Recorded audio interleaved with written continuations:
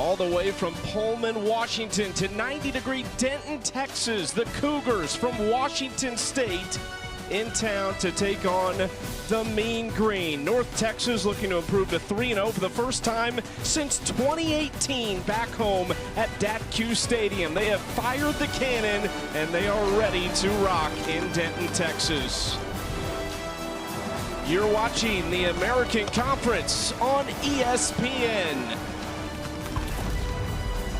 Great crowd, beautiful day here in North Texas for some Week 3 football. Alongside the former Notre Dame star Darius Walker, I'm Chucky Campbell. Two teams that enter unbeaten. They've got here in similar ways, a nail-biter and a decisive win for each. Yeah, a lot to be excited about for both these clubs. For Washington State, they've got a new head coach with a championship pedigree. He's really good. And on the other side for North Texas, they got a quarterback guru, an offensive guru at the helm in his third season. So a lot of optimism for both of these teams. But here's the point, Chucky. There are a lot of new players for both of these squads. We'll talk about them. Transfers, young players coming in. Somebody's going to remain undefeated today. It'll be exciting to see who that will be. And two first-year starters at quarterback, filling big shoes from a season ago for these offenses. Absolutely, without a doubt. When you talk about Jackson Potter, one of the things that was most impressive in his Week 1 to Week 2 jump was his decisiveness. In Week 1, he looked really indecisive. Week 2, he looked elite on that side. On the other side for Drew Maestamaker, he's incredible and exceptional and an elite passer, but he's really young. He's just a redshirt freshman. The team has high hopes for him. It'll be exciting to watch him continue to grow here today.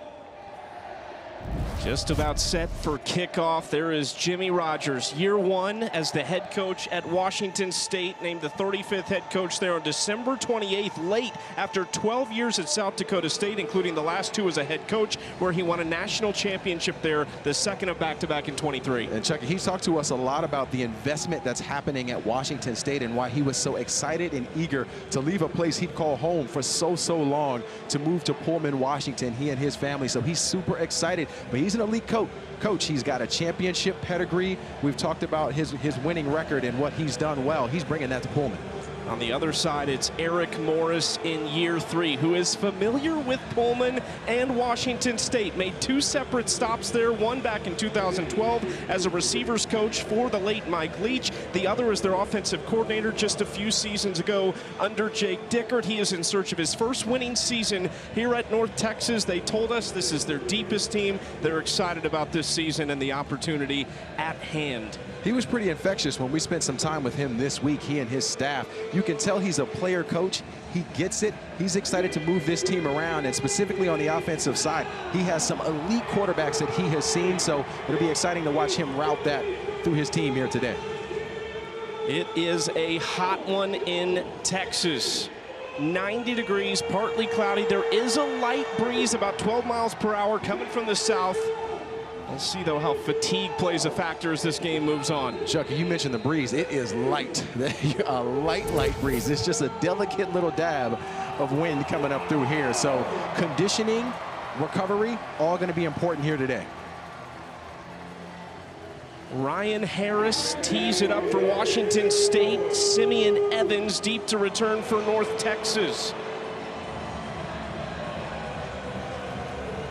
And we are away. A couple unbeaten teams going head-to-head in Week 3. North Texas will take over after the touchback. And we will get our first look at the redshirt freshman from Austin, Texas, Drew Maestamaker, who is making just his 4th collegiate start. He hadn't started a game since his freshman year of high school prior to last year's bowl game, but Eric Morris and company think they found their guy. And not to mention, he arrived here as a walk-on. So what a career he has had to be someone who's a young player, wasn't really that touted coming out of high school, to be able to come in and play, earn the starting job this fall and through spring. They're excited to watch him continue to grow in the position. North Texas offensively struggled last week against Western Michigan, but got it going late in that game and rallied to win it in overtime. First play connecting with Landon Sides, his 3rd catch. Local product, went to Geyer High School, and they've got a gain of about 7 on 1st and 10. And that's a great start for a young quarterback, trying to get him in rhythm. They're going to go quickly. Hand off to McGill, who has space up the middle all the way to the 46-yard line for McGill. One of the things I love about this offense is the blocking of the tight ends. Number 6, Trey Williams, that time led up to give McGill the space to pick up the first down. Mestemaker hit as he throws downfield, delivers a strike to the 30-yard line. It's Miles Coleman, his former high school teammate. Well, we've seen 2 timing passes on this first drive. Miles Coleman is going to get outside and then settle right down on the inside of that defense. Big pickup, big time catch. And you see this offense, they're continuing to go. They're up on the football with their tempo. It'll be trips right for Drew Mestemaker. Off to a great start already at the Washington State 30-yard line. Handoff to McGill going left side, and he is bottled up quickly. Max Balloon was there along with friends to make the stop. Big time play from Max Balloon, the 5th-year senior, one of those transfers from South Dakota State. He is a big-time football player. This is an interesting matchup when you look at Eric Morris and you look at Jimmy Rogers from a head coaching mindset. Rogers built his success at South Dakota State and that program on defense. On the other side, Eric Morris, he has been around offensive guys all his career. He is known as an offensive guru. Mestemaker with a man in motion, quick pass to Coleman, who is wrapped up right away by Jack Ellison. This is one of those plays from the Mike linebacker position. Jack Ellison, number 42. He's got to come down and make a play in space.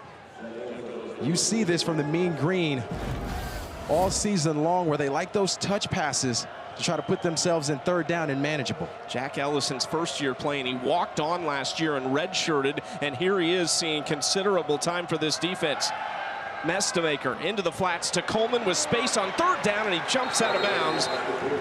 Did he get there? He did not. He's going to be a full yard short of the 1st down marker. And this is one of the things they do a lot, bringing guys in motion. Coleman's the guy here who catches that and gets upfield. Needs to understand where those sticks are. Should have stretched that over to try to pick up the 1st down and ensure you got it. That's a little bit of an awareness mistake from Miles Coleman, but brings up a 4th down situation. And they've got Mackenzie McGill in the backfield, number 0. He's to the left of Drew Mestemaker. Hand the football off to the big guy. And they do. McGill charges forward just past the 20-yard line to get the 1st down and move the chains. Ellison makes the stop. That was an attempt by Jack Ellison from the Mike linebacker position, number 42. He knifed inside to try to get McGill down. McGill had that forward body movement, fell forward for the 1st down. Now we'll get our first look at Jaden Bex, number 5. He'll be to the left of the quarterback. A little bit of a changeup from McGill. He's explosive, one-cut kind of guy.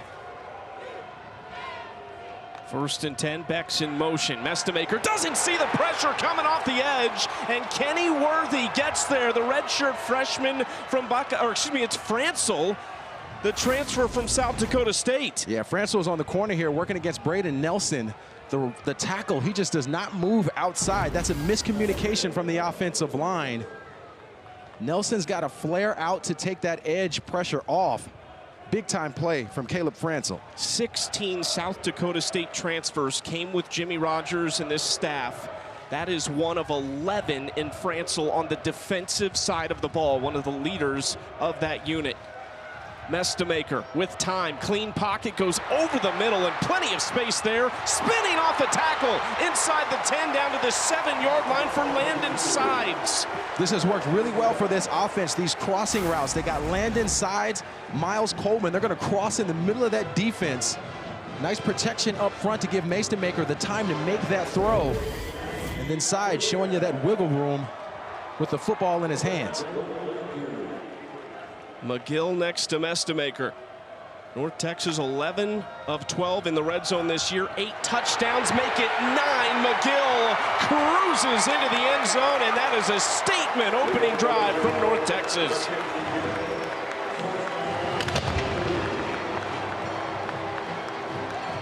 Big time play. Watch Desmond McGee, number 76. He's the one who makes the big block on the edge to give him a chance to go untouched into the end zone. And McGill taking up where he left off last week after the game-winning touchdown drive and touchdown score he had a week ago in overtime.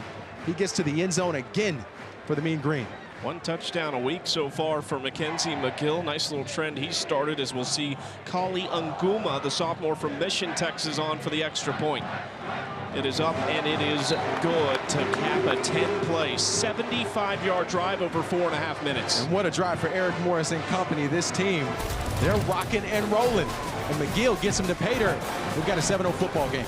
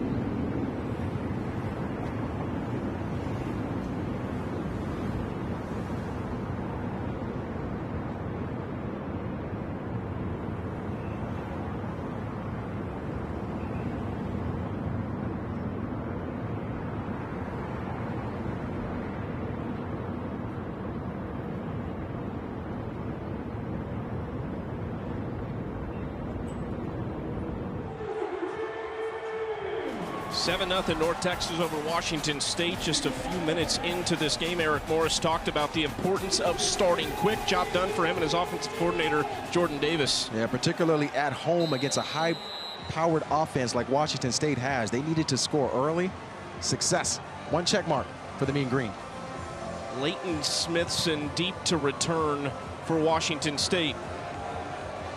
Anguma sends it away. It is a shorter kick, fielded at the 7 by Smithson, who's going to angle right side and hit at the 25, falls forward to the 27-yard line, where we will get our first look at the redshirt sophomore Jackson Potter. He's from Huntington Beach, California. This is a long tradition of great quarterbacks at Washington State. The last 2 seasons, he got to watch Cam Ward and John Mateer. Not bad company to be a part of. You look at his completion percentage and the passing yards. What I love the most, he has protected the football. He's a young quarterback, 4 touchdowns, no interceptions. Also good with the deep ball. They are extremely high on Jackson Potter. And I mentioned this again, Chucky, because it was valuable. What a big jump from week 1 to week 2 for him as a football player. 3 of his 4 touchdowns came last week in a win over San Diego State, and it was a convincing one for Washington State, getting it out quickly into the flats and knocked down Kirby Voorhees, making that catch out of the backfield. Nice job by Joshua Meredith there, number 18, blocking on the outside from his wide receiver position. And that's what it's going to take for Washington State on offense. They need their wide receivers to be impactful in the run game and the short passing game as blockers. And you see Angel Johnson there to the left of his quarterback, number 1. They need him for explosive runs. They've stressed getting him the ball in space. Jeremy Noga, one of their top receivers, in motion and making the catch on the outside, but he's dragged down immediately by Quentin Hammonds from his nickel position. Nice job from the sophomore out of Allen, Texas. Quentin Hammonds, terrific job making a play in space there. You see the quarterback list. What a list from Washington State with Cam Ward, John Mateer last year. He's doing big things at Oklahoma now, and Cam Ward was the #1 pick last year. That's the recent run. Jaden DeLora before those two, but you go back further, Mark Rypien. Minshew wasn't too far in the past. Of course, Ryan Leaf was a superstar. Across the middle on third down. That is a strike to Tony Freeman. T-Free with his first catch of the game. He's been so explosive this year. He does a nice job of settling down in this zone. Watch him come into the middle of the screen and just sit. Excellent job, gets to that knee, catches the football, made sure that the route had the distance. That's a quarterback and a wide receiver on the same page with that timing route. A couple California kids getting it done for Washington State. Freeman from Richmond, California, has already surpassed last year's receptions number in his second season for the Cougars. Handoff to Johnson. Tries to make a couple miss. Hammonds in on the stop again after a 2-yard gain.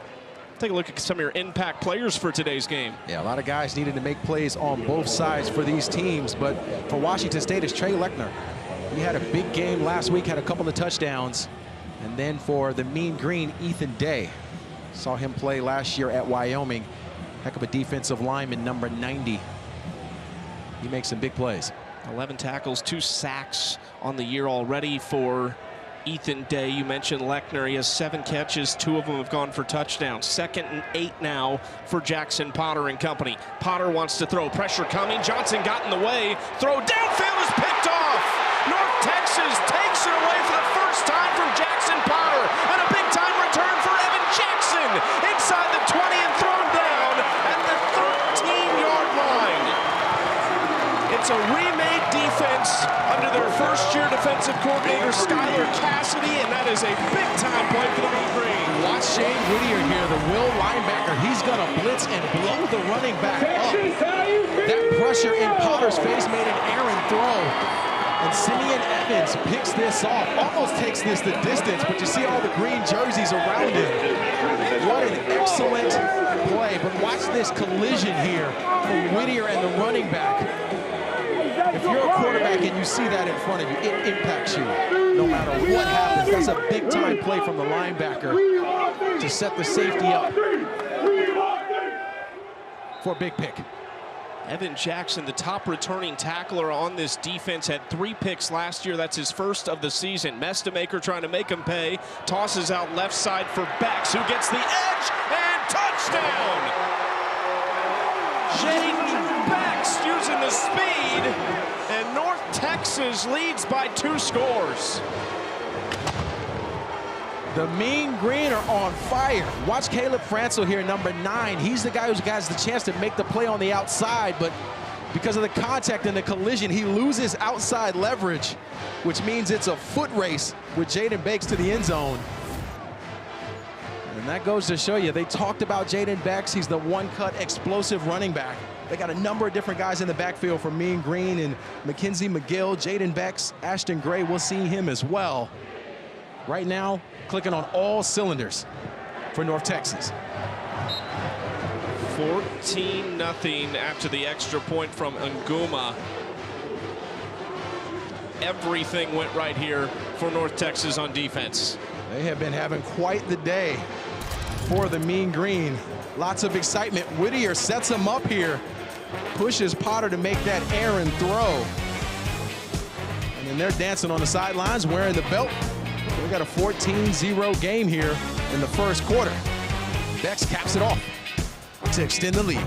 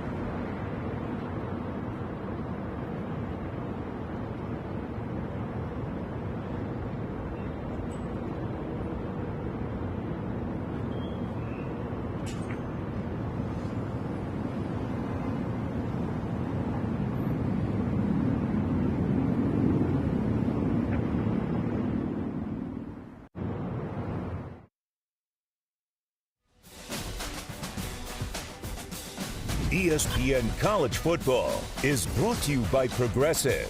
Get coverage you can count on with home and auto at Progressive.com.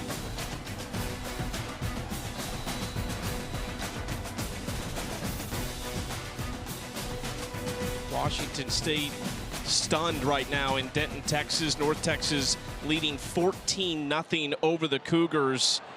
Touchdown drive, turnover, immediate touchdown.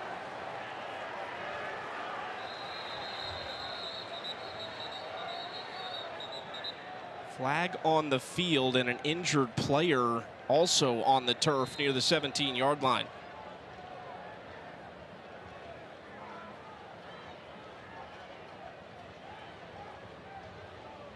It is going to go against Washington State on the return. During the return, block the back, number 21, return team. After this to the goal line, first down. And the problems continue for Washington State here. Let's see if we can't get some details on who's down for North Texas. They got Pabst on that blocking in the back on the special teams. What a start for North Texas. You know, when we spoke to the staff, they talked about starting fast on both sides of the football. Safe to say they've been able to do that here today. I'd love to see him walking off on his own accord with a little assistance. Samaje Burrell, one of their linebackers from Fort Worth, Texas, and one of those Sam Houston transfers that came with the North Texas defensive coordinator, Skylar Cassidy.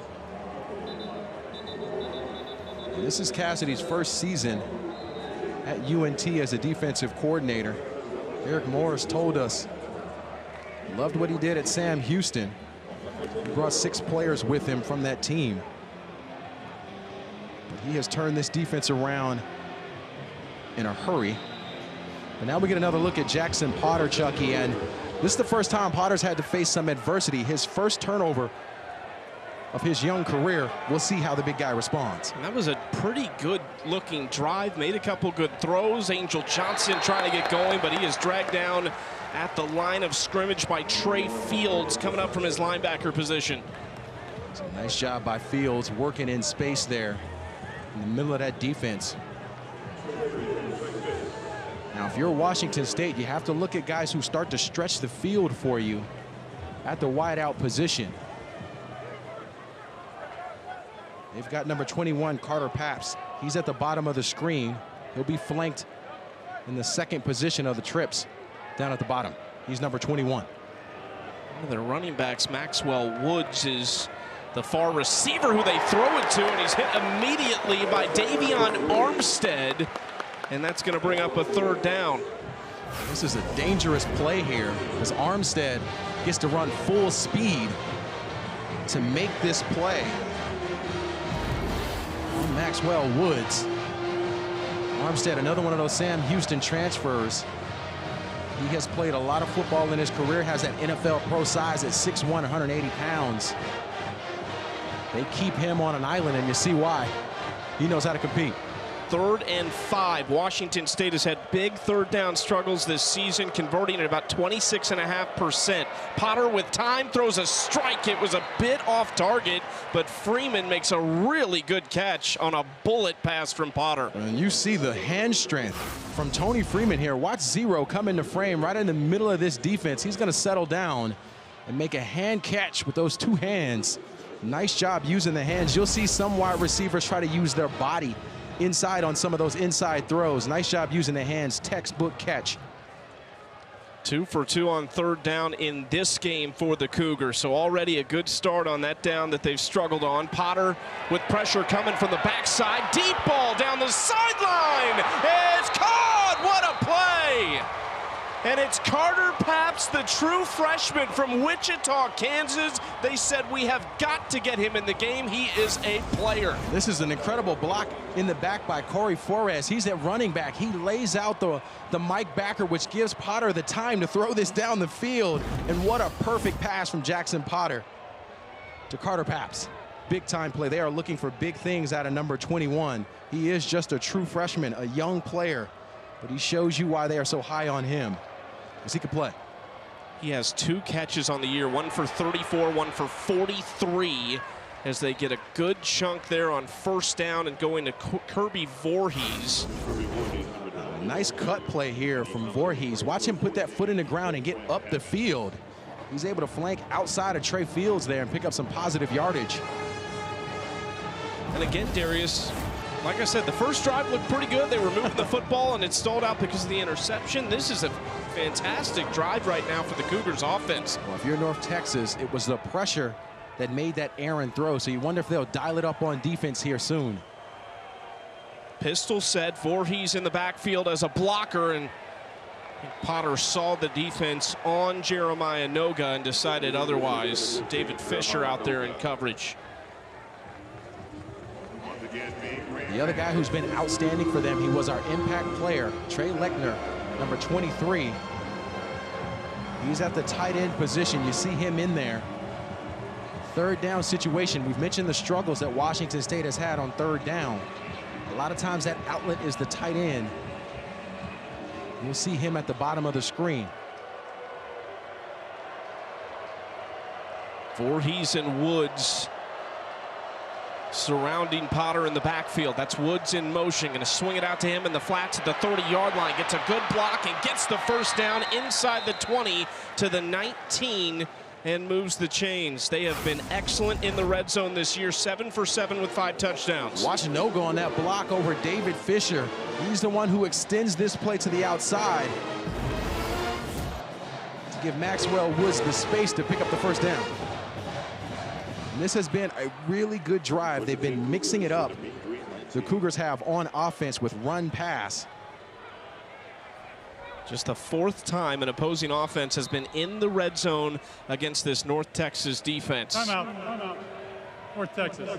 They're first of the half. Mean Green wants a timeout. Jackson Potter and company looking for a big response here. 1st and 10 at the 19 when we come back.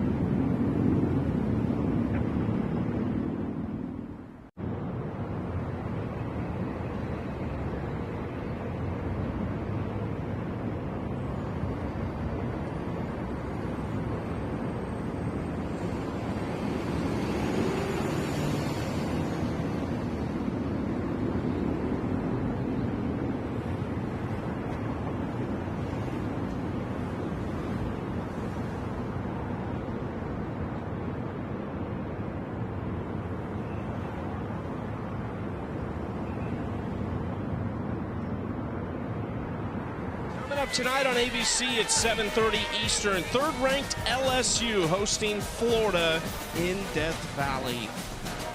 That is a big-time matchup. Would have been a top 25 matchup had Florida not lost in the Swamp last week to USF. Look at this, though. Florida 0-9 against ranked opponents on the road since 2019. They did win this game, though, last year in Gainesville. Something to keep an eye on tonight. 1st and 10 at the 19 for Washington State. Potter on a quick flip, coming left side, and space closed down quickly by Armstead. It looked like Josh Meredith had plenty of room to run. I mean, the closing speed from Armstead here, from his corner position, he is lightning fast and not afraid of that contact. Nice job getting Meredith down. You know, we mentioned again Trey Lechner, number 23 for Washington State. Watch the edge of this offensive line for the tight end position. Potter trying to keep a successful red zone start to the season going. 2nd and 8. Handoff to Voorhees going the other direction. Knocked down at the 11-yard line, just shy of it, and a couple yards short of a first down. Christian Hilborn here, the right tackle, makes an excellent play. Watch 61. He's going to get that leverage, and when you turn that body, you leave so much space for the running back to be able to get in and up the field to the second level. Nice job blocking by the right tackle there, the 5th-year senior. He's working on the big man Ethan Day on that play. 3rd and 2. Washington State 2 for 2 on 3rd down today. Handoff Voorhees, and running through the chest of a North Texas defender, very close, and thought live it looked like he got it. They have not moved the chains yet. Bryson Hayes there, the defensive end, number 44 for North Texas. Did a good job of winning at the point of attack to leave no space. We'll see if they measure this. Take the time to see where it is. It is going to be close. They have that ball. Looks like the tip may be right at the 9-yard line, which is where they needed to get to.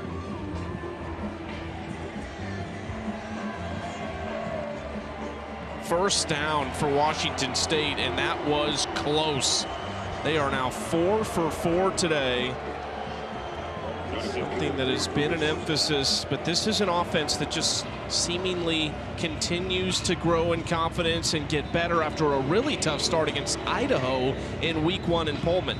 Yeah, well, you're seeing the ebbs and flows of this team. They had the rough week 1, big week last week against San Diego State, and then have hurt themselves with the turnover here today. They've got to figure out how to rally and bounce back. It all starts with your quarterback, but I have been impressed with Kirby Voorhees, number 9. He was outstanding last week and has done well here today. He's to the right of Potter in the backfield. There's Pulalasi, one of the other running backs, in motion, and they were looking into the flats toward Trey Lechner. Voorhees was also in that direction, incomplete on 1st and goal. And you wonder if that's a miscommunication there between the running back and the quarterback. Seemed like Potter was expecting Voorhees to run the flat route as well. Sets up a 2nd down situation here for Washington State. And if you're North Texas on defense here, these are the moments where you can pin your ears back and let some of these linebackers go on a blitz. Ethan Woslowski, number 32, he's the guy they like to line up near the line of scrimmage to blitz. Potter with Noga in motion, looking that direction. Potter toward Noga. There's a lot of contact at the end of that route, but no flag, and Noga didn't seem to be looking too hard for one with Armstead on him. Armstead was all over him. You wonder if Armstead got away with one there. Watch the right arm of Armstead. He's number 2. Looks like he got some cloth there. Got away with one. Yeah, maybe a hold when Noga broke that route off. You see 61 here. This is a rough game.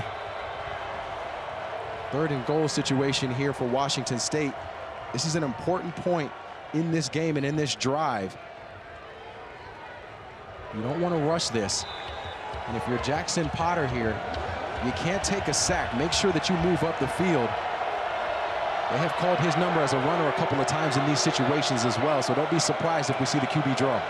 North Texas showing a lot of pressure in front of this offensive line. Potter, plenty of time in the pocket, throwing back across, and it's batted down.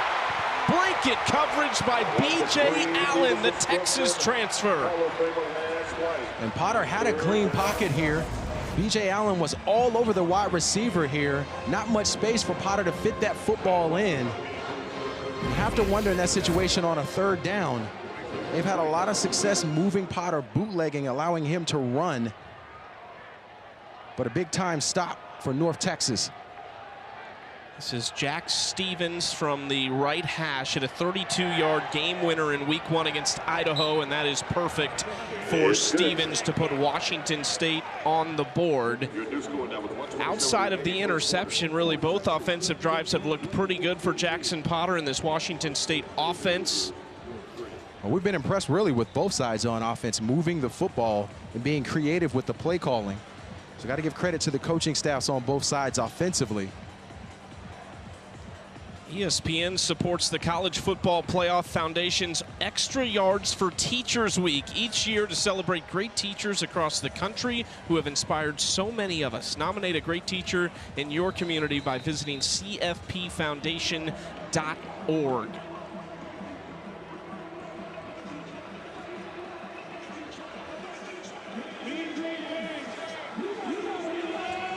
Texas will get the football back. The biggest question for Washington State right now, despite not finishing that drive with a touchdown, is about this defense. After a fantastic opening drive by North Texas, they were put in a tough spot on the second drive following the turnover, but it was one play and a touchdown for Jaden Becks. It's really been the tempo, too, for the defense that they've struggled with. We know that North Texas likes to run up-tempo. They don't huddle. They get the offense up to the line quickly. That has caused some problems for Washington State. And that was one of the questions we talked to Jimmy Rogers about, is how do you rep that in practice?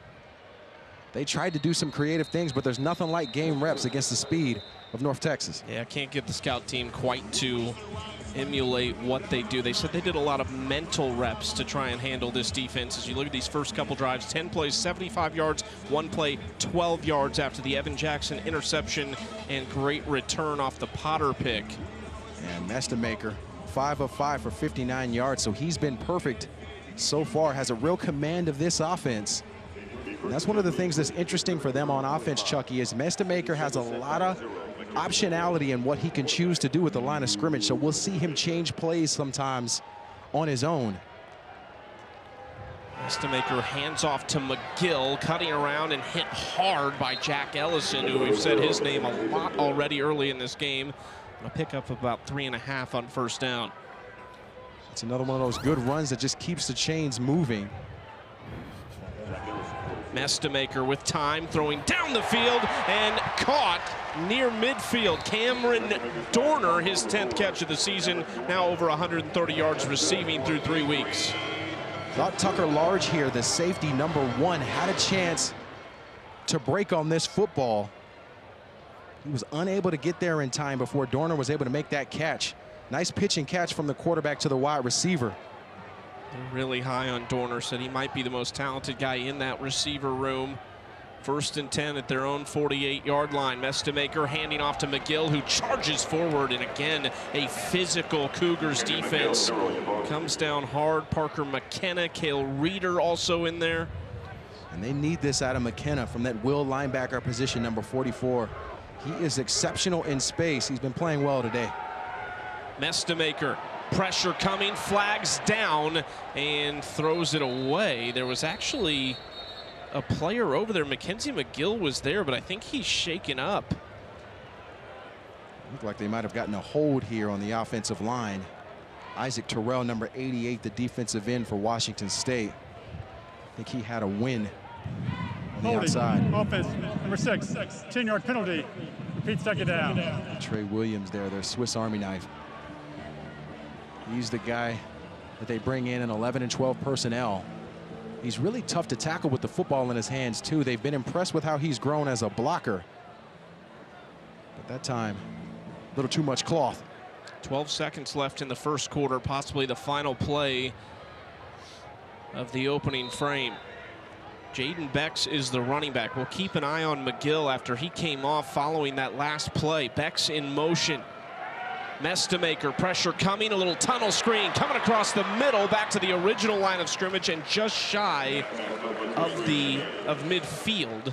Simeon Evans on the catch, the only Sam Houston transfer on the offensive side of the ball of their 6 from that program. 14-3, North Texas at the end of 1. Drew Mestemaker and company loving life right now. And the defense getting the job done too. They lead by 2 scores.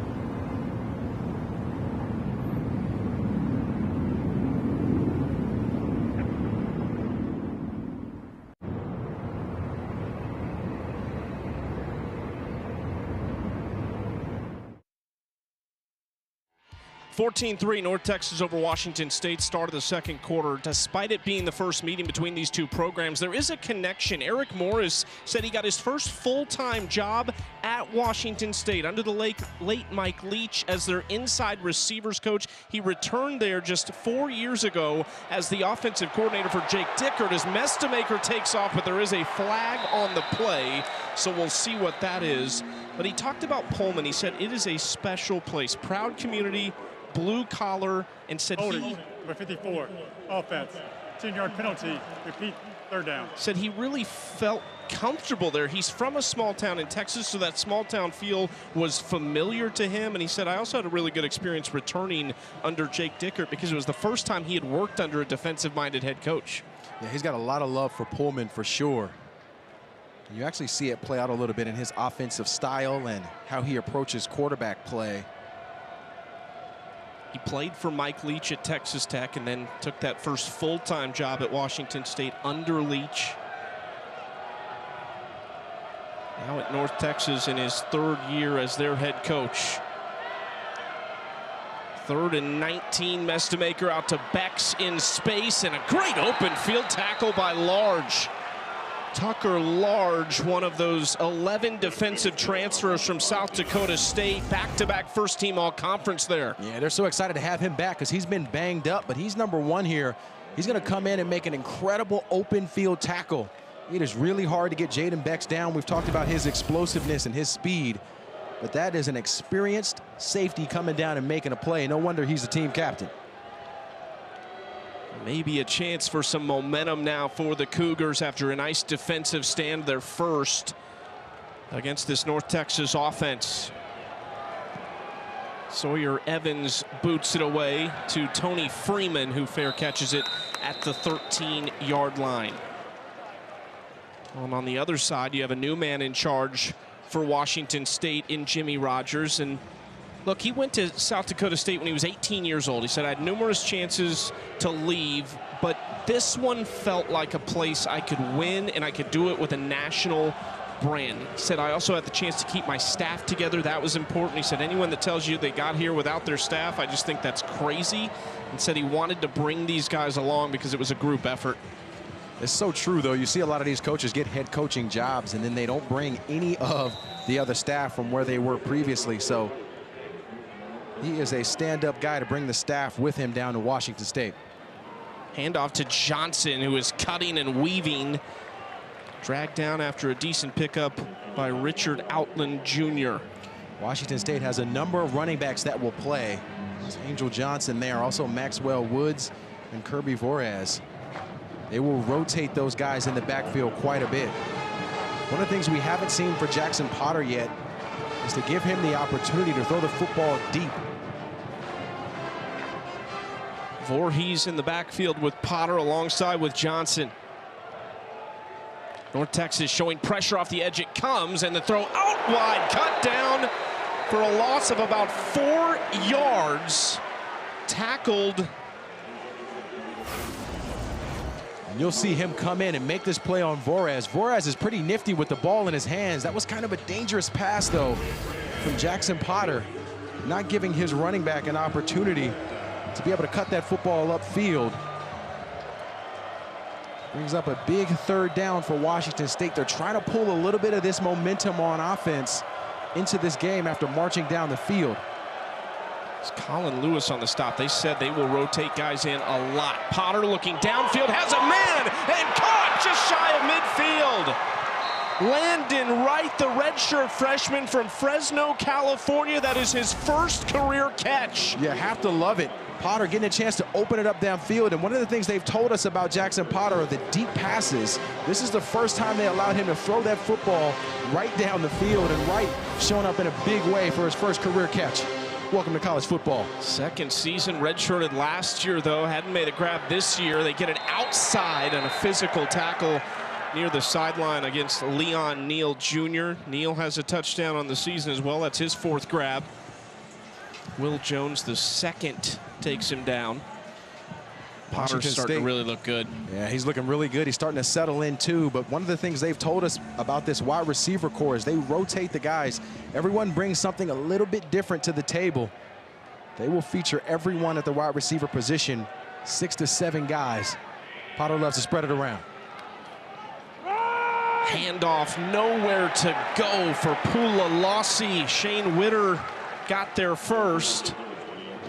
You see Witter, he has been terrific in the middle of this defense, number 7.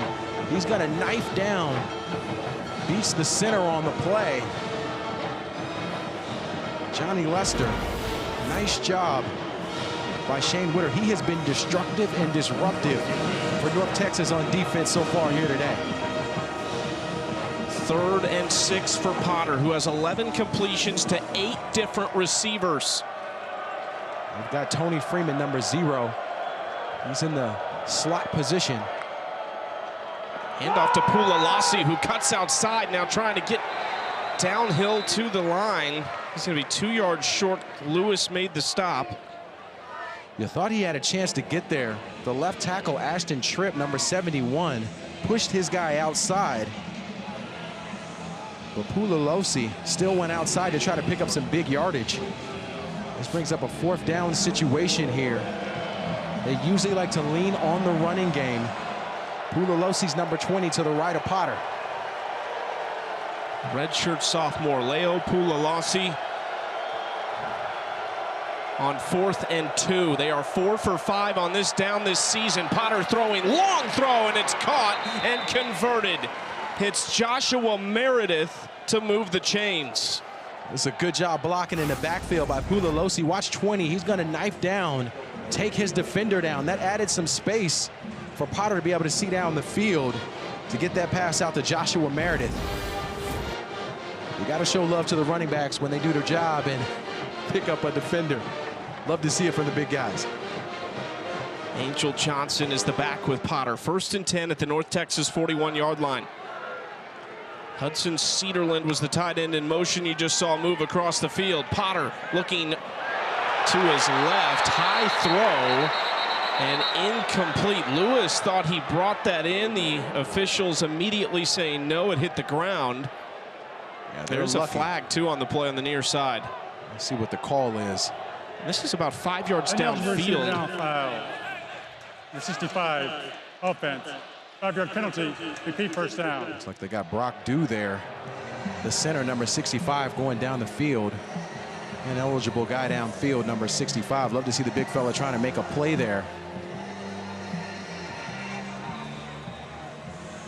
Brock Dew in his 5th year, returning starter, made 11 starts at right guard last year, 2 at center, but he is their guy snapping the football right now. 1st and 15.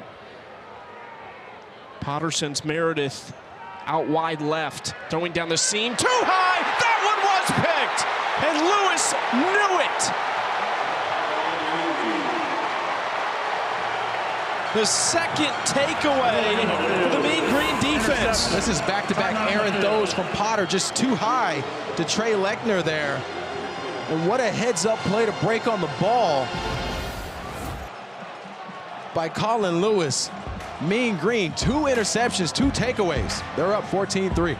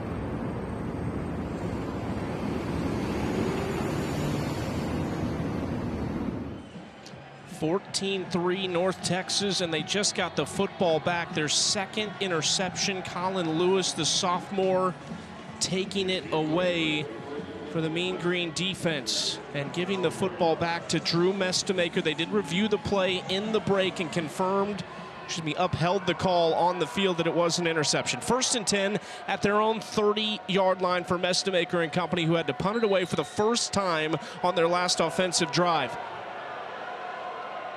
Little bunch set to the left side, and now McGill will join those receivers that direction over the middle, and that was a wild throw to an open Landon Sides. Yeah, we've seen both quarterbacks needing to settle in here on these crossing routes in the middle. Landon Sides that time had a post route. He was wide open in the middle of the field there. That's one that Drew Mestemaker is going to want to have back. You have to be able to take advantage of the opportunities that the defense is giving you, especially in a tight game like this. You can't miss on those throws. Mestemaker plenty of time here and just casually flips it over the middle. McKenna with the big hit on Simeon Evans after a gain of 6. And this is one of those times where Mestemaker's got to get through these progressions faster, because Simeon Evans was wide open for quite some time running across the field. If he gets this football to him earlier, maybe he can break up field and avoid the big hit from Parker McKenna. 3rd and 4. North Texas 0 for 2 on 3rd down today. That was Williams in motion, looking near side, and the ball comes out. It is recovered by North Texas. The question is, where are they going to put this ball? It will go back to where it was recovered at the 34-yard line, but one official is saying incomplete pass. So now we're going to have a discussion. And that was Landon Sides there on a slant route, trying to catch that football.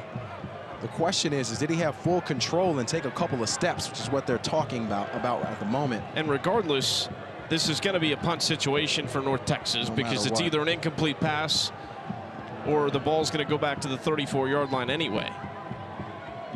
If he had held on to that football, he would have been close to the sticks. Pass was not called by the receiver. It was in touch by an offensive lineman. That's illegal touching. It's a 5-yard penalty for any of your spot. Lost it down, 4th down. Well, there you go. A lot to unpack right there. They're going to move it back another 5 yards. I think you almost have to fall on that, though, regardless, because you don't know in real time if that's a live ball or not. It's a heads-up job by him to get on the football in the first place.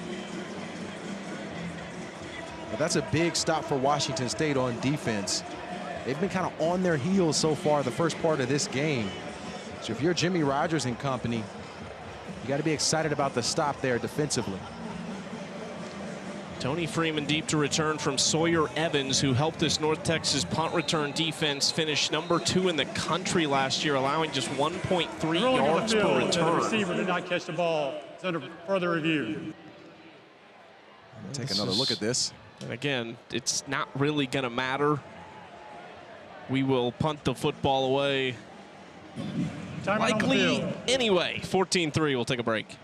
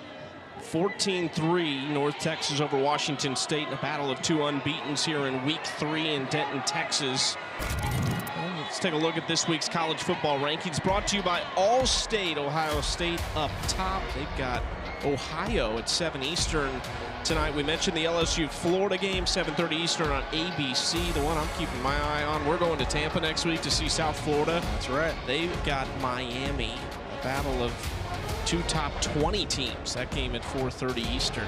That'll be a big one. Also, that Georgia-Tennessee game.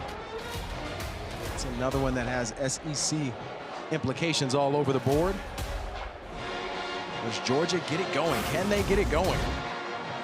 This is where we are here. We're trying to figure out if this was a catch. You see that ball moving around a little bit there. Nice job by Shane Whittier getting his hand in between the football. Looks like we have a At the further decision. review, the defensive player touched the ball before the offensive lineman. The offensive lineman caught the ball at the 34-yard line. It'll be 4th down. Still 4th down, and still the punt unit out there for North Texas, as we hear from our referee Edwin Lee. Two very different-minded coaches. Eric Morris, all offense. Jimmy Rogers, very defense-minded. At a school that we mentioned has produced so many fantastic offenses and quarterbacks. Evans gets the punt away, and it is a good one down to the 15-yard line. That's where Washington State takes over 1st and 10. WNBA playoffs tip off tomorrow, and once again we'll have all 4 first-round games. Same format as the last few years, a best-of-3 series. In each series, Valkyries Lynx begin at 1 Eastern on ESPN. Fever Dream at 3 on ABC. Liberty Mercury starts at 5 Eastern on ESPN. And Storm Aces, busy day. They tip at 10 Eastern on ESPN. All 4 also available on the new ESPN app. Unfortunate, no Caitlin Clark in that Fever game. Out for the rest of the season. It's fun to watch. 1st and 10 at the 15-yard line for Jackson Potter, who has 2 picks in this game.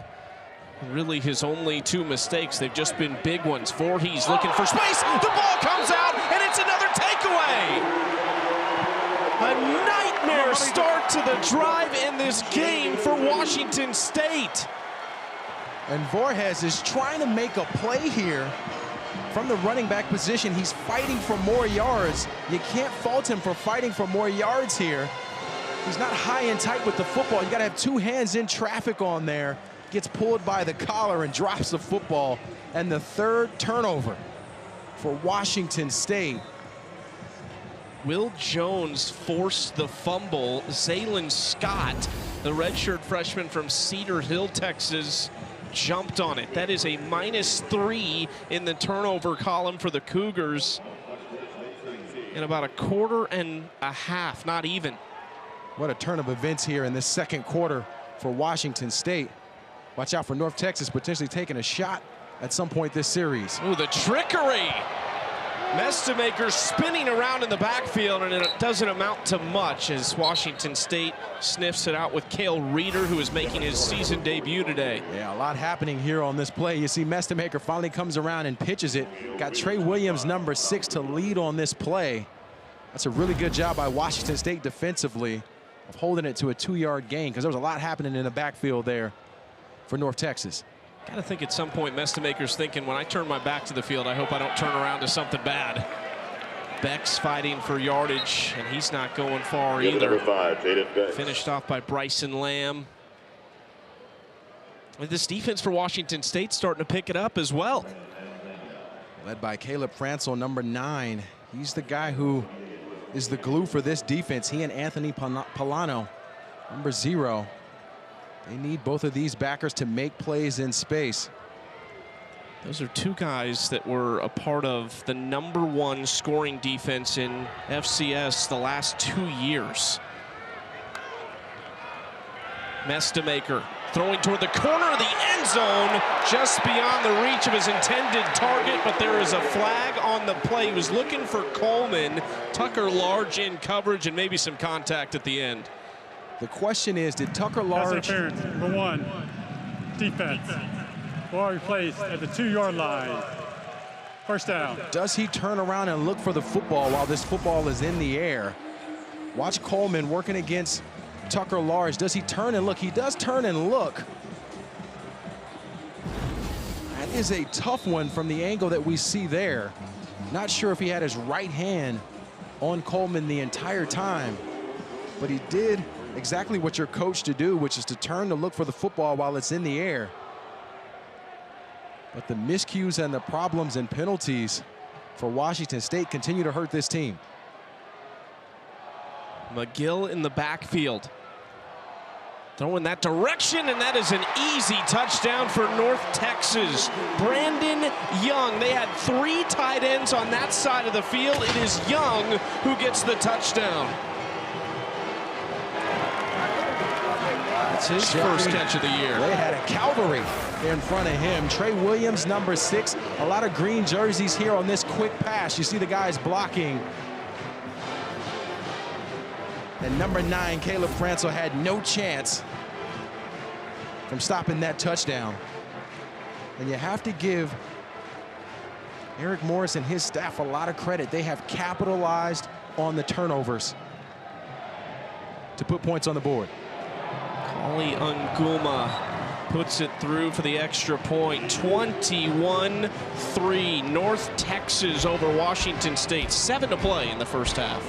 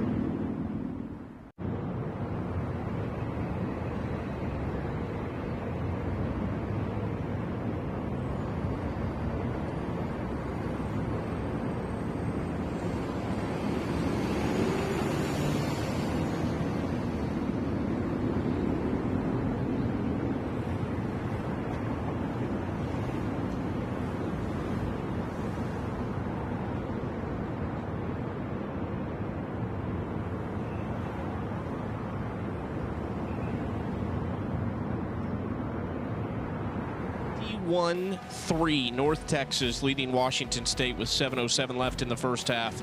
Tomorrow morning on Sunday NFL Countdown, before the Eagles-Chiefs Super Bowl rematch, Saquon Barkley sits down with Marty Smith. Plus, can Aaron Rodgers and the Steelers stay hot in A-Rod's Pittsburgh debut? And Randy's best catches of the week in You Got Mossed. Sunday NFL Countdown, 10 a.m. Eastern on ESPN and the all-new ESPN app. Really looking forward to Saquon Barkley there. Got him on my fantasy team. First draft for me. Don't worry about that. Don't worry about that, Darius. Come on now. You know you're the Kansas City guy here.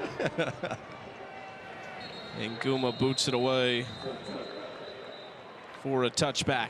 So, Chucky, one of the things I'm wondering here for Washington State, they've got Julian Duggar, number 2, as the second string guy. We saw him play some last week. We saw him play some week 1 as well.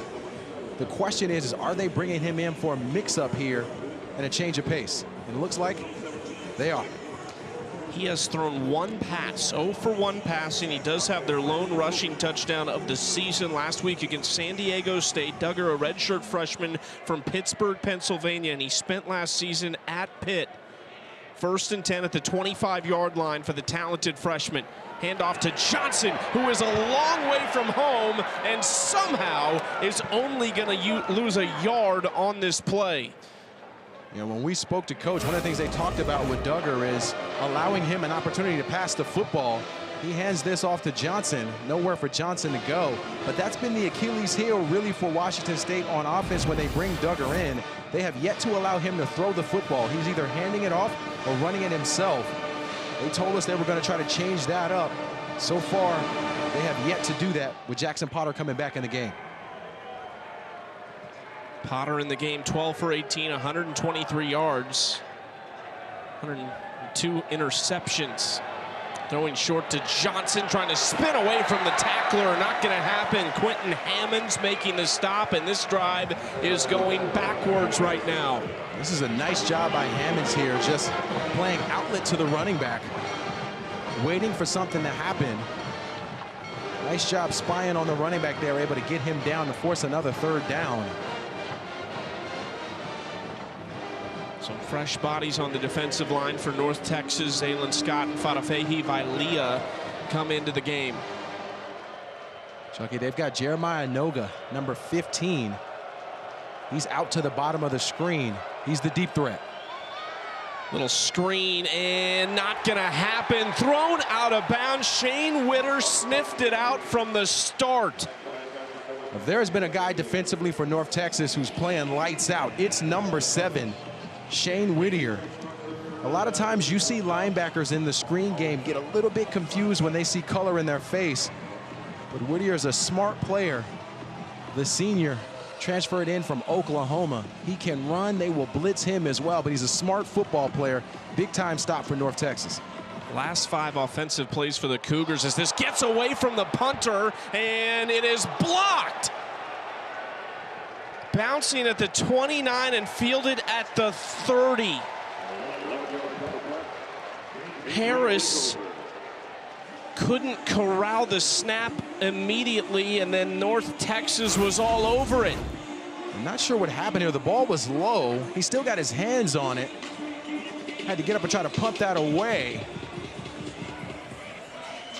Defender able to get their hands on the football, and the problems continue for Washington State.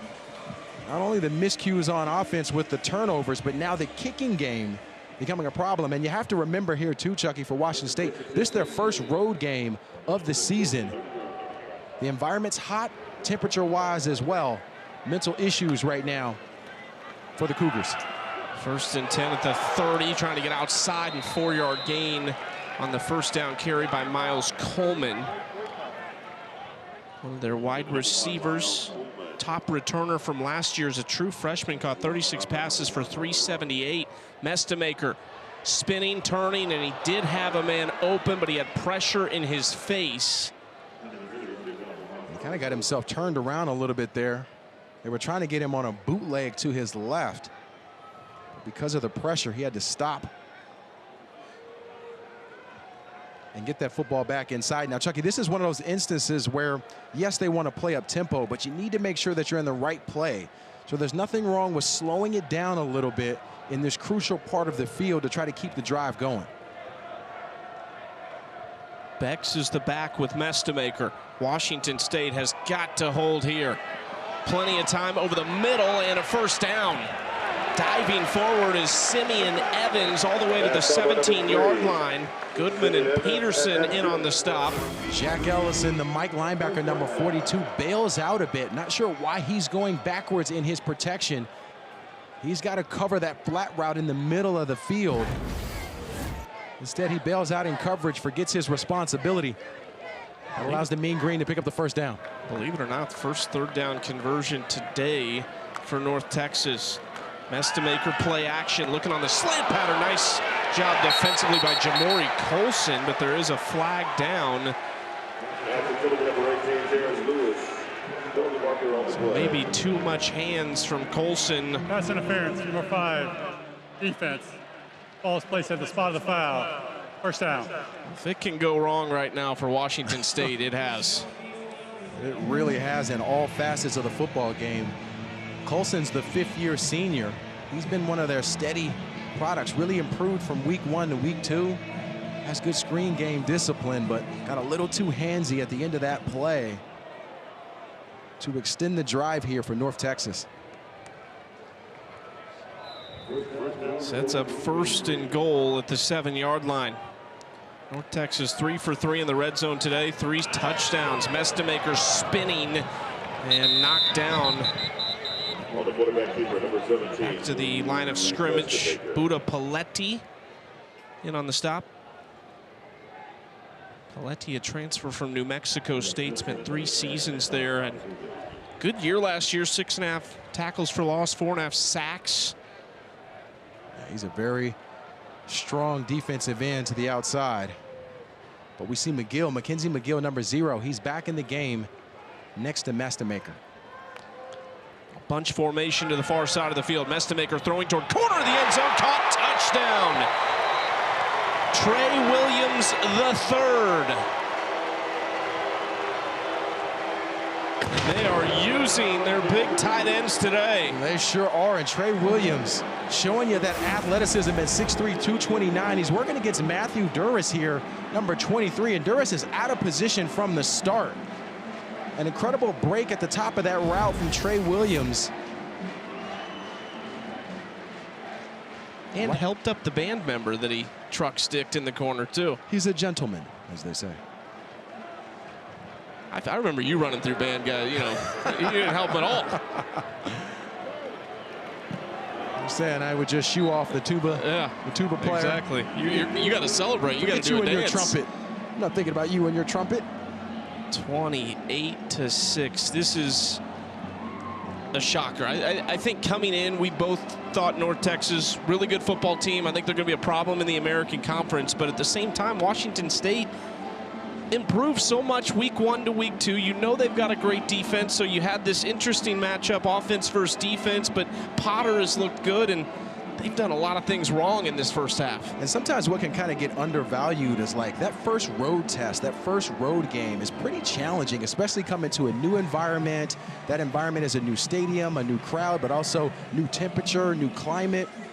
So for Washington State, they just really have played like a team that was not ready for what they were stepping into here today. Now, there's still a lot of football left, and we know that Jimmy Rogers and his staff know how to put together a good team and a good game plan in the second half. But they really have been on their heels in all facets. Now, you can't take anything away from what North Texas has done, but Washington State has not helped themselves in this football game. They need a spark.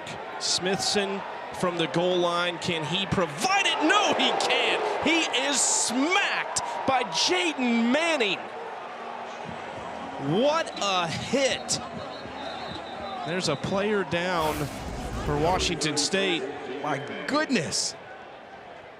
When we spoke to Eric Morris, one of the things he talked about with his team that they were adamant this week is the physicality of this game. They went into practice to be physical. They wanted to hit on all facets. And they have come to play so far here in this game.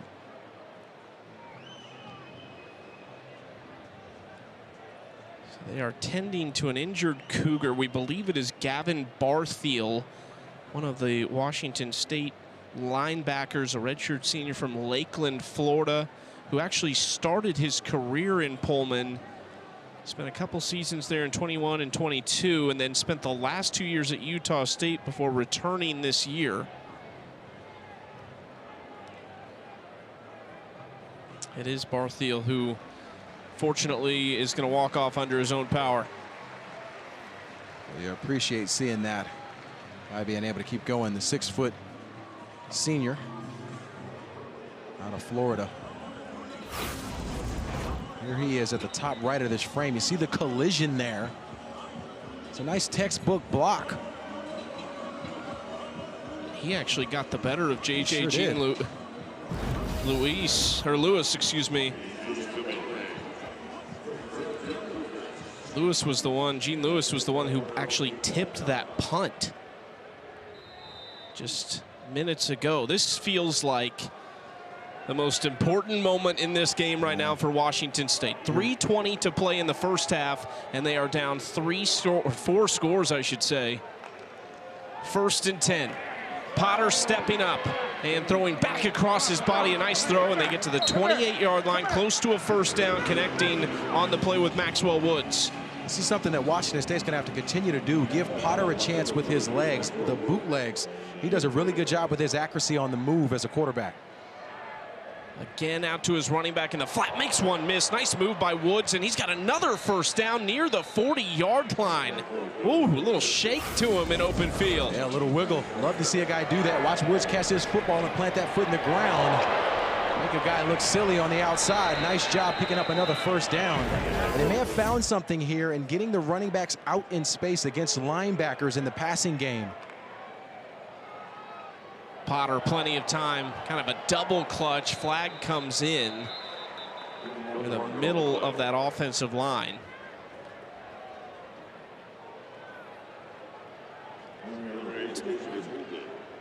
This has really been the story. Number 66, offense. 10-yard penalty, repeat first down. As they get Vapulu on the hold, but they have hurt themselves. That's really been the story for Washington State. Watch 66 here to the right of the screen. Oh, yeah. Has that pull on Trey Fields. Easy call. That's really been the story for Washington State, hurting themselves in addition to the turnovers. They really need to clean this football up. Handoff to Pulalasi. Slides through the line and gets 4 yards back. 2nd and long as the clock ticks toward the 2-minute timeout. This has really been uncharacteristic of Washington State to play sloppy football at this stage. See if they will snap this ball one more time before the 2-minute timeout. Need a big play, 2nd and 16, and it looks like they will take it to the 2-minute timeout. A frustrating start for the Cougars, down 25, and a big drive on the other side.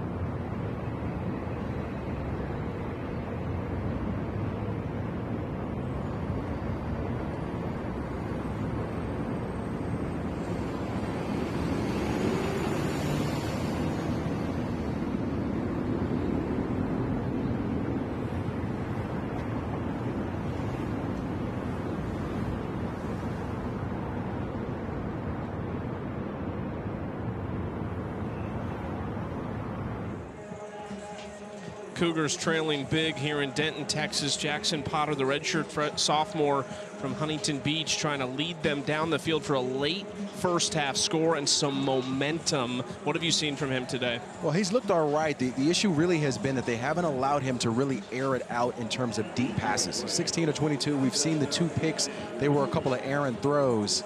But because of those errant throws, they've kind of gotten away from it. They're only asking him to do short passes. And the staff told us his deep ball is one of the best that they've ever seen. So they're going to have to come to that here with 2 minutes left in this half. Good pocket, downfield, it's picked off! Shane Witter going the other direction! Witter has blockers, and he's hit and dropped at the 12-yard line. Chucky, we're going to have to give Shane Witter his flowers when this game is over. What an incredible first half from 7. Watch him. He's in the middle of this defense. He baits Potter on making this pass.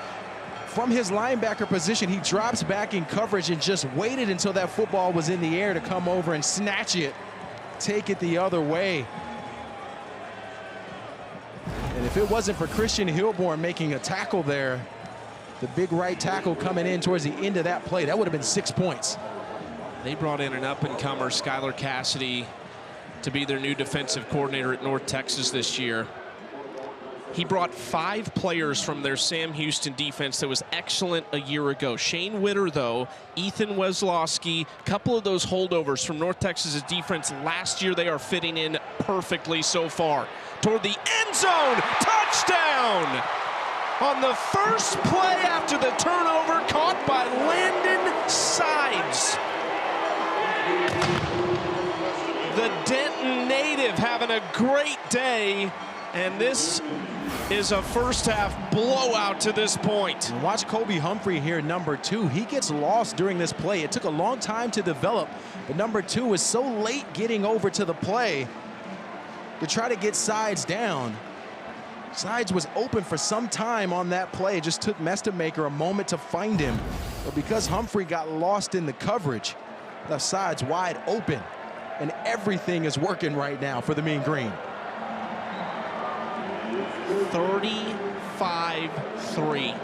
You know, we were talking about the momentum that Washington State could possibly get if they go down and score a touchdown. The thought was maybe that they could do that, but unlikely North Texas would have time to do what they just did, but the turnover gives them that opportunity. Yeah, and Washington State's getting the ball on the other side of the half, so they had a chance to try to get this thing closer, but the defense having such a strong impact for North Texas on this game, and offensively, Mestemaker's having his way. There is no pressure coming from Washington State defensively.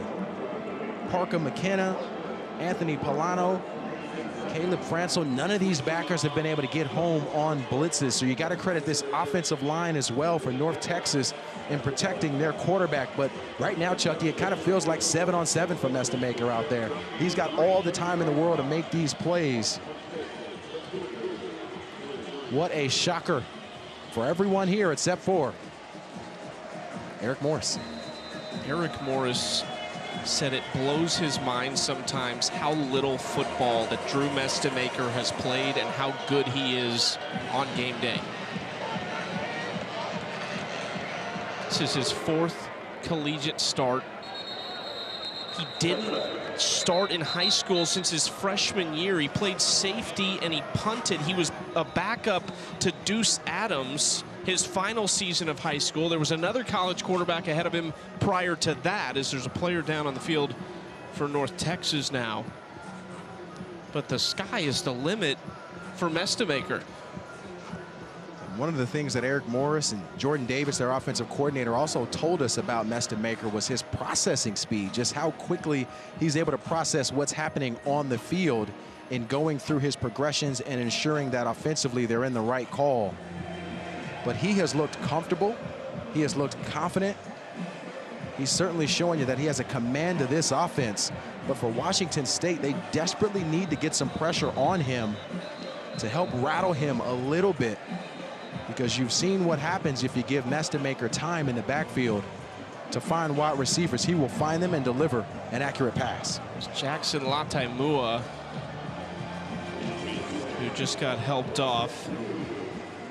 Julian Duggar will be the quarterback on the first play of this drive for Washington State. We saw this, though, the last drive. He was only in for one play. We'll see if this is an extended entry.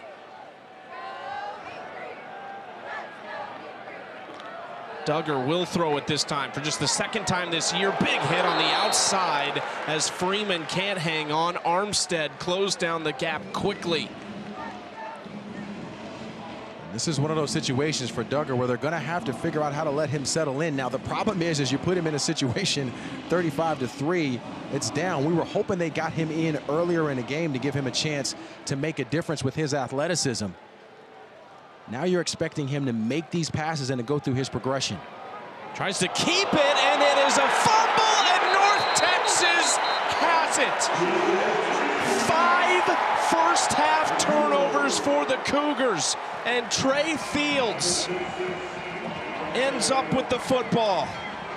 It's just an impossible situation for a backup quarterback. You're asking him to come into the game here now to provide a spark, and the mesh point between him and Maxwell Woods creates the fumble there. He's trying to hold on to the football and pull it out, and Maxwell Woods maybe thought he was going to hang on to it a little bit longer, but you have to realize they haven't practiced that a whole lot. These two players in Duggar and Maxwell Woods haven't practiced that mesh point a whole lot in practice. It's been Jackson Potter taking those reps, so a really tough situation for a backup quarterback, and the problems continue for Washington State. Handoff on the first play for Mestemaker down to the 14-yard line. They get 6 on first down. North Texas, their average time of possession on 5 of their 7 drives today is 1 minute and 33 seconds because they've had field position like this. The field position game, they are winning it, and they are capitalizing for sure. And I'd be surprised here if they try to go ahead and get this to the end zone with a shot. Bex is the back. Bex on the handoff, and he is untouched into the end zone. This is stunning. Washington State just has no answer for anything that the Mean Green are putting at them. Tay Yanta, number 70, the center, he's going to wall off this side, but there's no second level. There's no one there to even get a finger on Jaden Bex. The linebackers were all split out because of the formation. And Jordan Davis right now, the offensive coordinator for North Texas, is putting on a clinic with the play calling. Nguma is getting a workout in today on these extra points. Chucky, we still have 2 quarters of football left. Like there's still a lot of football left on the other side, but this one, wow, what an eruption for North Texas. On one side, North Texas and their fans are thinking, we're pretty good. And on the other side, Washington State, who maybe felt like they answered some questions a week ago against San Diego State, probably has more than they did a week ago. And it has been a roller coaster for sure for Washington State. They had a week 1 game against Idaho where they looked a little sloppy, and then came back against San Diego State last week, put up 36 points, won a big game. And then to start the first half that they have this way, it just looks like a different team. So truly a roller coaster for the Cougars in terms of their performance through 3 games so far. 75 newcomers for Washington State in Jimmy Rogers' first year. The problem is, Darius, that's just kind of college football right now. Even North Texas, who brought in an FBS high 77 last year, brought in another 68 this year. It's just a matter of who can get this together quickest and handle all of these situations that these guys have not handled before as a unit. And this is another one for Washington State. How are you going to handle this? Well, that's the tough part, is like it's just a consistent reset, but that's where some of the experience, when you look at North Texas and Eric Morris, this being year 3 for him, he's gone through the transfer portal. He understands what that means. He understands what to prioritize and has learned from some mistakes in the past. And you have to remember that for Jimmy Rogers, this is his first year at the helm, not only at Washington State, but also at the FBS level as a head coach. So a lot of new for him in terms of being able to construct a roster quickly. But I think it's pretty unfortunate for Julian Duggar here to be put in the situation that he's in right now, having gotten thrown into the fire after the mistake. They're really looking for a miracle from him. 54 seconds left in the first half. Handoff going outside, and again, nowhere to go. Maybe a yard for Pulalasi. Hammonds, who we've said his name since the opening kick, it seems like, is in on another stop. You got a lot of guys defensively for North Texas that have just been making plays all the way across the board. And that's probably been the most impressive part of this game for me, Chucky, is Skylar Cassidy's in his first year as a defensive coordinator. Is that Sam Houston last year? He has turned this defense into a juggernaut in a hurry. Empty backfield for Duggar on a QB draw and trying to burst through. It almost looked like he had a chance to break through everything there. Gets to the 35-yard line to move the chains on the final play of the first half. One thing Jimmy Rogers said, he's really happy with Jackson Potter and his development. He said, look, he's got to keep that job, though. And so you just wonder moving forward. You're seeing Julian Duggar right now. They've got Zevi Eckhouse, who's in his second season at Washington State, who many might have thought would have been the guy. We are joined now by the head coach of North Texas, Eric Morris. Coach, I know it's been all about the offense, and you're an offensive guy. I've got to ask you about defense and special teams and the impact they've had on this game. Yeah, just incredible. I mean, all year long, they've been phenomenal, and that was as good a complimentary football as I've ever been a part of. They were kept creating turnovers, negative plays, and then the offense took advantage of it, and we're able to get in the end zone all those times. And so we got them rolling right now. This is going to be a long second half. We got to come out and make sure that we're prepared. We've been impressed with Drew Mestonmaker at the quarterback position for you guys. Talk about your quarterback and what you're seeing from the sidelines. Yeah, I mean, the sky's the limit, that kid. I mean, he's unfazed by anything. It's just wild that he hasn't played that much football, but the kid continues to improve week in, week out, doesn't put the ball in harm's way, and then finds the open guy, which is ultimately a good trait for the quarterback. Coach, we appreciate the time. Good luck. Thank you, sir. Eric Morris, that's going to be a fun halftime talk for him. You're up 39 points. It's just halftime in Denton, but it has been all mean green. See if Washington State can come out with some sort of spark in the second half, but the halftime report is coming up next.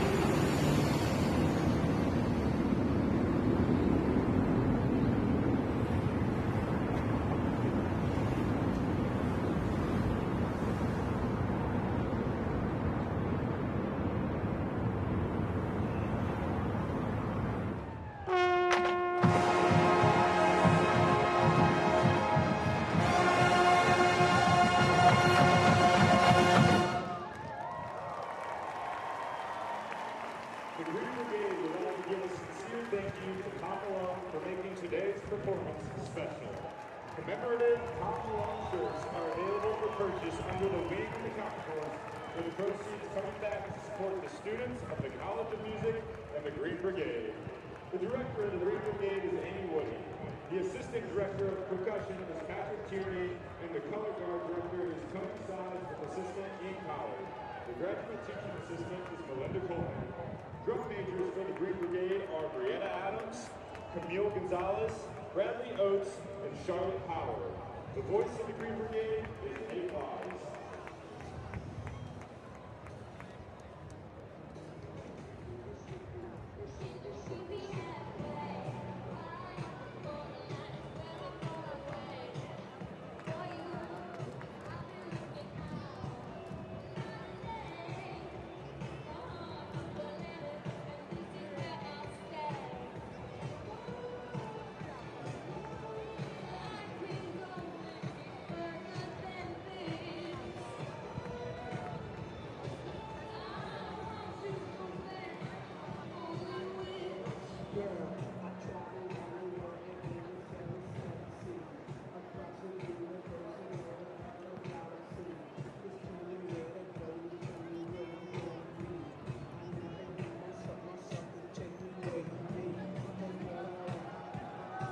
Check out the rookie video for it. I post the answer stats. The listener by improving the health of the people.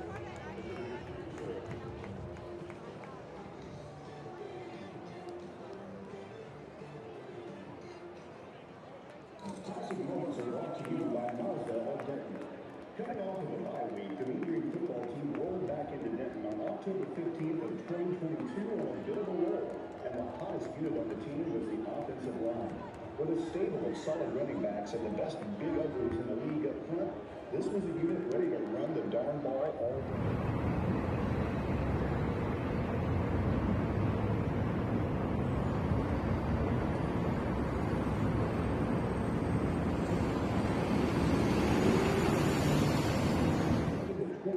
Closing of the Bulldogs.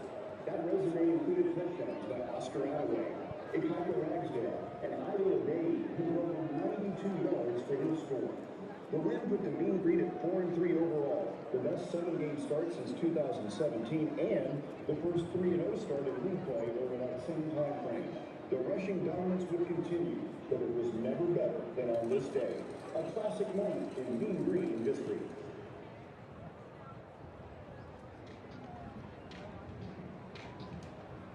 All right, Dr. Keller is here, who is going to draw some names out of this bucket. Some lucky students are going to win an award. Dr. Keller, the honor is yours.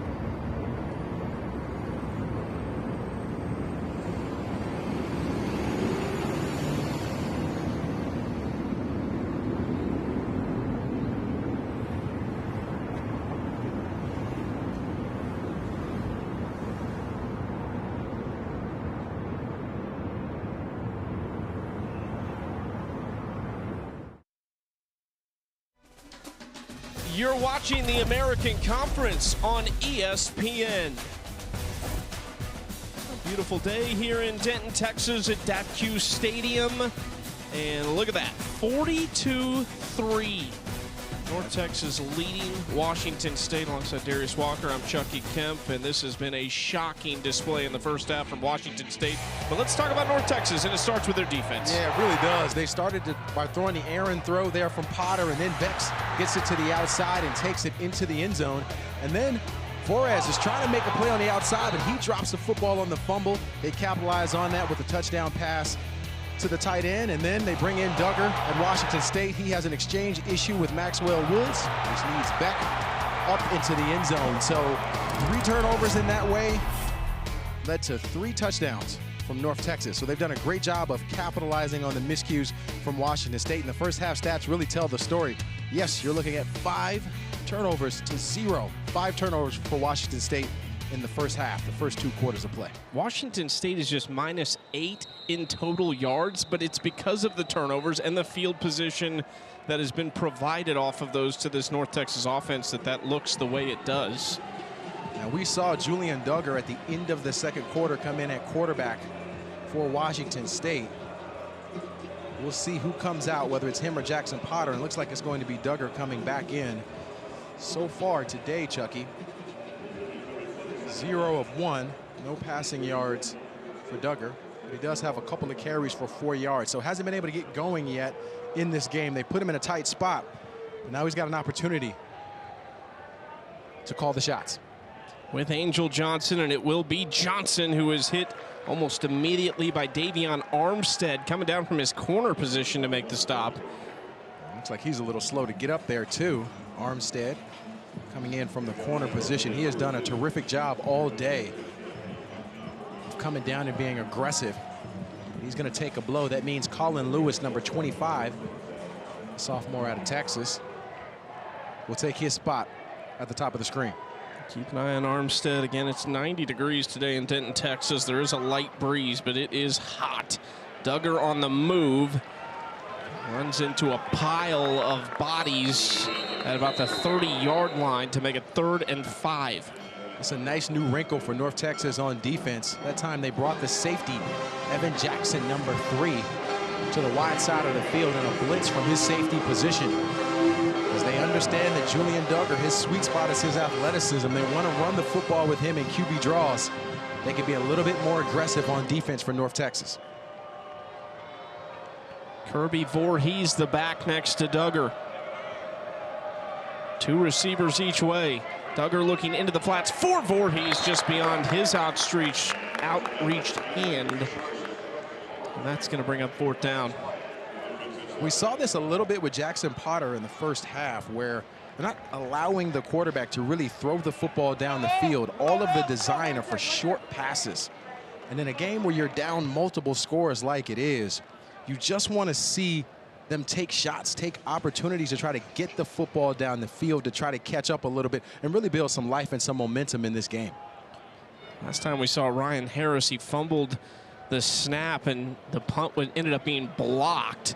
This is a nice one down to the 22-yard line, fielded by Coleman, and he gets to the 26, where North Texas will have their first offensive drive in the second half. Look at this, Darius. The first touchdown drive was 10 plays, 75 yards. The next 5 touchdown drives, 13 plays, 93 yards to score 5 touchdowns. You see that average starting field position because of the turnovers was the 18-yard line. So Washington State hurt themselves, but North Texas was able to capitalize on all that field position and those opportunities and put the football in the end zone. But I've been so impressed so far with Messemaker at the quarterback position. 123 yards passing and 3 touchdowns so far. He's going to swing it out to his running back. That was a incomplete pass. Hard to say originally if that was backwards or not, but the officials immediately said no. That's a good job by the defensive end there. Rayam Stevenson, number 45 for Washington State, not allowing the running back to get out of his field view and vision. And Rayam, they're looking for high things from him. He's a team captain as well. Probably their best defensive lineman, physical on the edge. And he's been in Pullman for 5 years now. Over the middle, open man down to the 45-yard line. Trey Williams III is becoming a very highly touted target for Mestemaker. Watch Parker McKenna here, number 44. He's jumping out to the flat when he should be coming inside to help take care of his position against the tight end there. Quick throw out to Coleman, and they get 11 yards on first down to move the chains again to the 44 of Washington State. Chucky, we've seen these linebackers for Washington State just get confused in coverage a lot of times. That's been opening up some holes in the middle of the field, particularly for the running backs for North Texas and the tight ends to make big plays.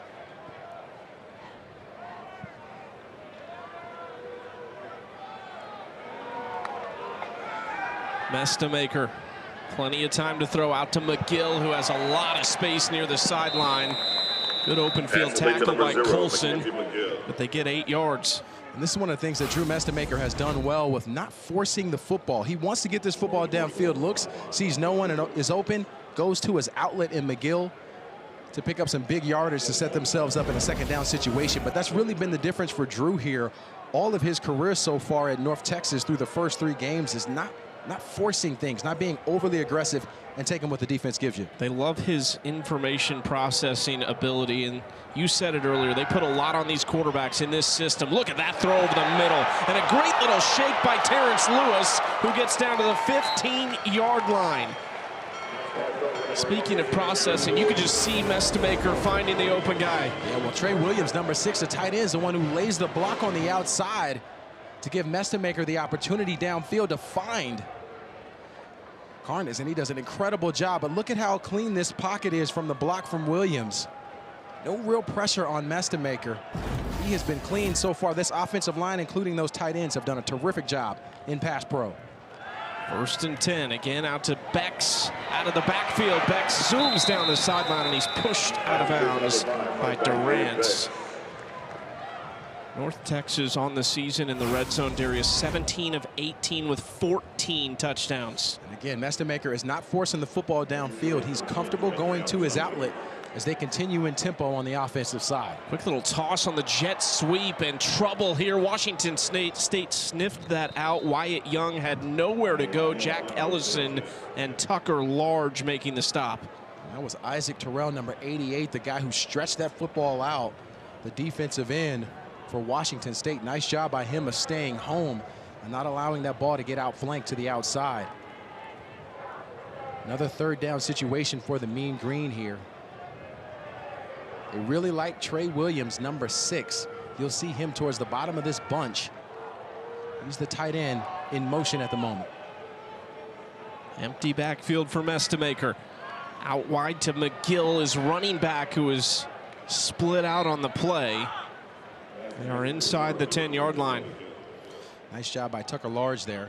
The safety coming down and making a play, number 1 for Washington State. Really trying to figure out defensively how to stop the bleeding here. North Texas has done an incredible job of mixing it up, and it looks like they're going to live to fight another day.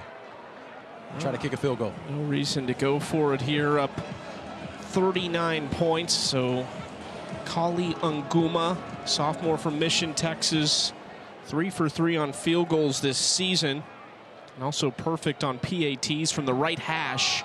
Nice job to get that hold down by Sawyer Evans. The field goal is good. And that's how the 3rd quarter begins. North Texas adding to their lead.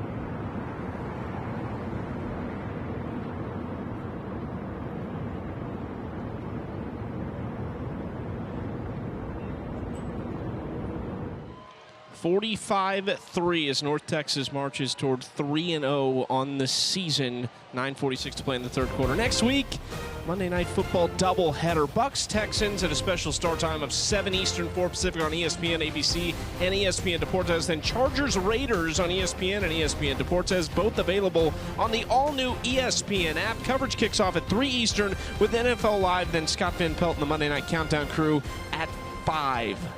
Yeah, shout out to my beloved Houston Texans there. Spent some time in Houston with the Texans.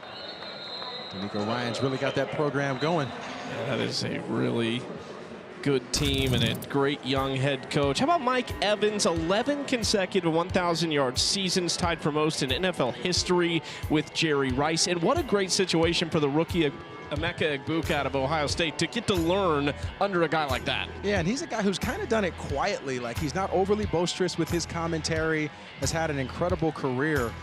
You mentioned 11 seasons with over 1,000 yards, but he's not like the overly boisterous kind of guy. He's just kind of quiet, goes about his business methodically. Great guy to learn from, big-time pro. He's been doing it with a lot of different quarterbacks, too. Saw him with Tom Brady, now with Baker Mayfield. Numerous before that in Tampa. Duggar in trouble, and a lot of green jerseys on Julian Duggar. Kevion Huddleston got there first, the sophomore from Tyler, Texas, and the TCU transfer. Yeah, Huddleston just blows the guy up front. Watch number 40 here. He's going to come into the middle of this screen and just blow up 2 different guys to get to the quarterback. Now, part of the problem for Washington State with Julian Duggar is just they say that it's the processing for him. He's a bit slower on processing things as a quarterback, so he hangs onto the football too long, but you don't have a chance when you got a big defensive lineman like Huddleston bearing down on you in a moment. Neal in motion. Duggar looking that direction. They jumped all over it, and there's the athlete Duggar making a couple miss, but not able to even get back to the original line of scrimmage. Looked like he wanted to throw the bubble screen maybe, and they were on it. Yeah, he had a lot of green color in his face too. He actually did a pretty good job of just getting his football back to close to where the line of scrimmage was. Wanted to try to get that football out. Had Angel Johnson in front of him, which kind of knocked him off rhythm there. You have to wonder too for Washington State when we'll see Zevi Eckhouse, number 4. He's the other senior that they have at quarterback. He was projected to be the starter going into the spring. 3rd and long for Duggar. Pocket collapsing, rolling out, still looking downfield, and Duggar holds it too long, and he's brought down. Huddleston, his 2nd sack on this drive. He just, I mean, Christian Hilborn, number 61, the right tackle, just gets bulldozed by Huddleston at the edge of that offensive line. But you see the issues for Julian Duggar there. They've mentioned that holding the football too long is something they've seen of him. He's got to get out, feel that pressure, and try to get that ball upfield to make something out of nothing there. Can't take a sack in that moment. But Washington State has a lot of problems, including production at the quarterback position. The other thing they've got is the Apple Cup next weekend. They host Washington. And of course, that is the one everybody circles on their calendar. Coleman makes one miss on the punt return. Special teams again for North Texas. A flag back at the 44-yard line on the North Texas side of the field. But a fantastic return as it stands. There's the return. Holding number 29, return team. 10-yard penalty. First down, timeout on the field. And they got Camden McFarland on the hold. North Texas football on the other side.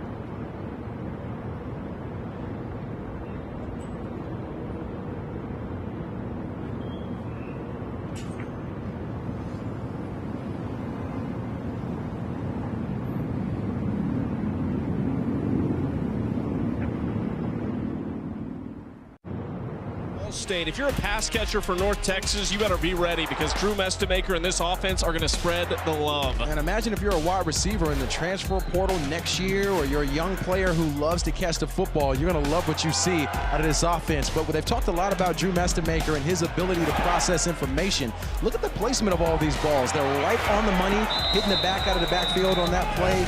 8 different wide receivers caught it in the first half, which led to a couple of 2 more to catch it in the second half here. 11 different wide receivers with a reception tonight.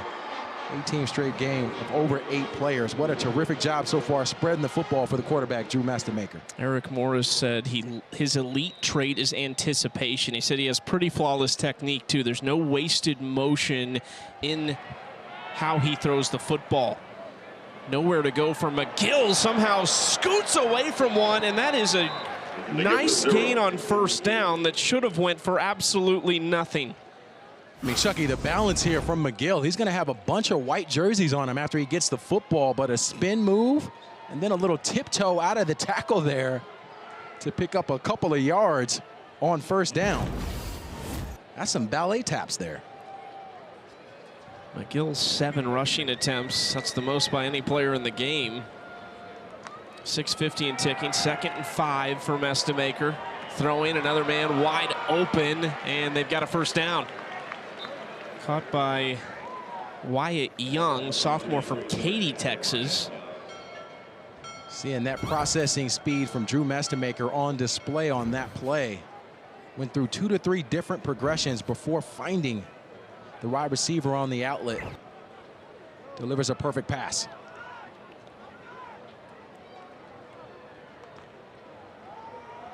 Handoff to McGill, coming left side, gets out to the sideline and jumps out of bounds. There's some late contact that came in. No whistle, and I don't think there was a ton of intent behind it. Nice job, McGill, on the yards after contact here. Matthew Durish, 23, had him rights, dead to rights in the beginning of that play. Unable to get there, and you see a little bit of a late hit there. He was definitely in the white before that body came in to hit him. Jack Janikowski was the one that ran him down. Handoff up the middle to Bex. They've been a nice little 1-2 punch today. They are without Kiefer Sibley to this point in the game. We have not seen the sophomore from Waco carry the football. He was questionable entering this game. But that's a deep running back room and really a deep team overall. That was one of the things Eric Morris talked to us about. This is the most depth that they have had since he's been here. They also got a really good true freshman in Caleb Hawkins, number 24, so we'll probably see him play some too in the 4th quarter. What a luxury if you're an offensive coach. Handoff to Bex. 4 yards on first down. Nobody loves a blowout like your substitutes and your young players, much more than we do up in the booth. No siree. With these running backs continuing to display some skill here. Also catching the football out of the backfield. Beck's got a couple of catches. McGill has a couple of catches as well. So they've been productive from that position today. You could catch it out of the backfield. A couple times. You know how many receiving yards you had in your career? I do not remember. Ballpark? Man, you'd have to look that one up. I'm old now. 816. Oh, I'm see? impressed. There you go. A little over 200 on average per year. Hey, Not man. bad. Trying to do it. Mestemaker, plenty of time throwing downfield a little bit beyond the reach of Brandon Young. I lied. That would have been, you only played 3 seasons, right? Yeah, so it's, I mean, you had way more than 200. So yeah, I had to check myself there. I got it. You know, don't shortchange me now here, sir. Tell you who else doesn't love a blowout is our producer, John Colano, who's a Washington State alum. Yeah, this one stings. Our truck is divided because our director, Seth Biley, is a North Texas grad. So it's... We know who's buying drinks tonight. Yes, yeah. Potentially. McGill bounces it outside. McGill into space down the sideline, and he's pushed out inside the 15.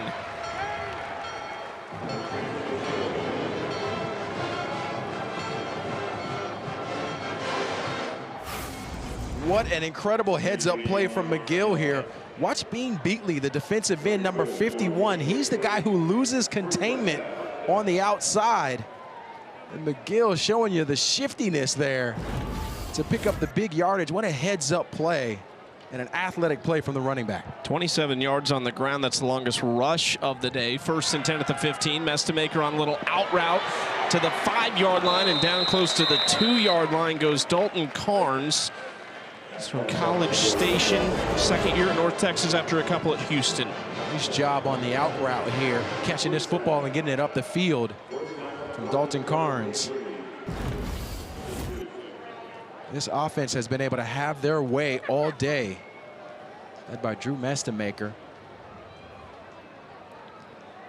Taking their time as this 3rd quarter winds down. That lead at halftime for North Texas was their largest ever over an FBS opponent. Handoff up the middle and nowhere to go. Washington State closes the door on the 1st and goal play. Our first look at true freshman Caleb Hawkins. Talked about him getting an opportunity here today. 5 carries coming into today. But it's so crucial, Chucky, to get game reps for young players. So when you have games and have a lead like this, not surprised to see some of the young guys getting live action in important moments of the game like Caleb Hawkins. Hawkins still the back, steps up to the left of Mestemaker in a unique formation. Little lob pass over the top for the easy score. That is Ethan Day, the defensive lineman. Wow, Day sneaks into the game here. Watch number 90, gonna play like he's blocking and then cut upfield to catch that football for 6 points. Bringing out the bag of tricks there on offense for North Texas. They're having a lot of fun with this one. The only thing that might have indicated how this game was going is if you told me before that Ethan Day was going to catch a touchdown. I'd have said, uh-oh. Well, you got to give him credit because he looked like a tight end in that mode. Did a nice acting job, too, of coming up as if he was going to make a block. Ethan Day catches the touchdown. He's excited. He's pumped. The Mean Green are rolling. They got 52 points. They're up big in the 3rd quarter.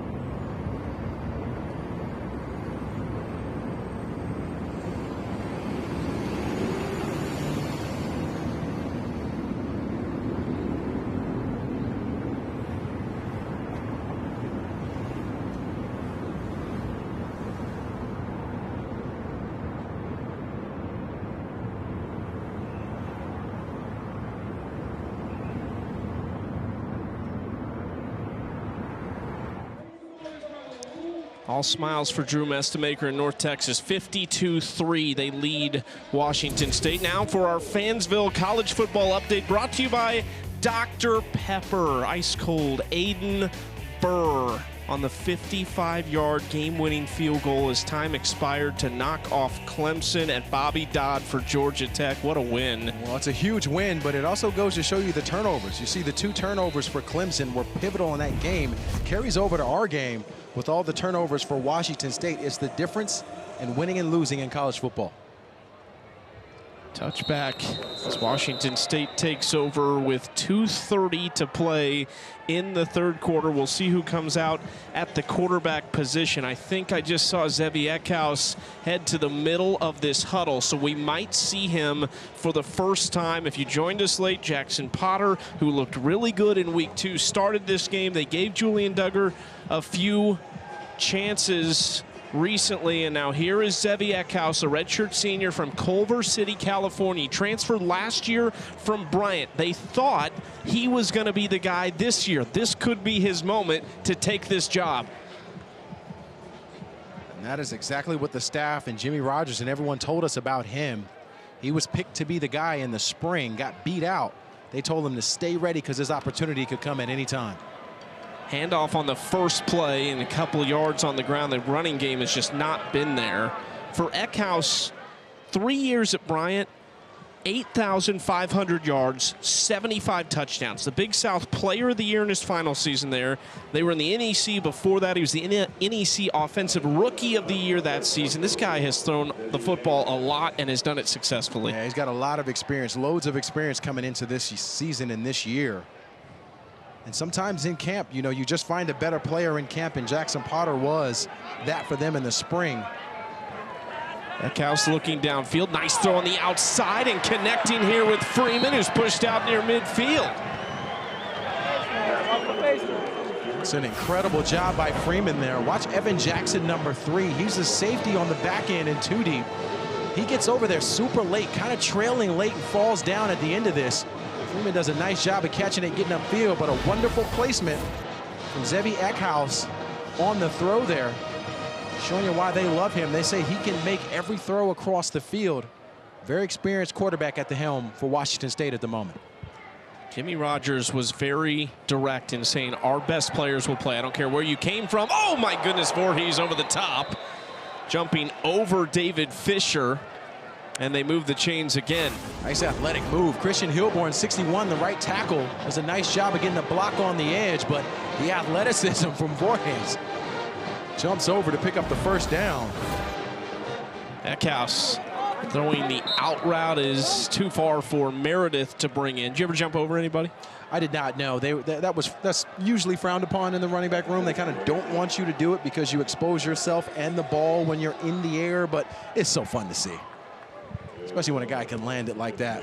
I don't think I had the hops either. Maybe I didn't have I didn't have the vertical jump. Wasn't one of those guys. Yeah. I think a lot of times it's the bigger guys that get the chance because nobody wants to hit them up high too. Yep. That is a great point. Pulalasi, the running back with Eckhouse. Eckhouse looking down the seam. It was covered, trying to step up, and he's dragged down from behind. Joshua Pierce on the stop. Pierce does a good job, but it's Evan Jackson, the safety on the back end, who comes over to cover the route that Eckhouse wanted to go to. So nowhere to go with the football. He just tries to get up and make something out of nothing there. But a good play from Pierce to get him down. Joshua Pierce is a former high school basketball player, 6'4", 250 pounds. They think he's got that NFL-type frame. Was on full display on that play. 3 receivers right side. Pulalasi was in motion. Little tunnel screen here. Nowhere to go. Sniffed out by Will Jones II. And they only get 2 yards on the play to bring up 4th down. And to bring us to the 4th quarter. That's the end. As impressive as the North Texas offense has been, the defense has equaled that and maybe been even better as they lead by 49.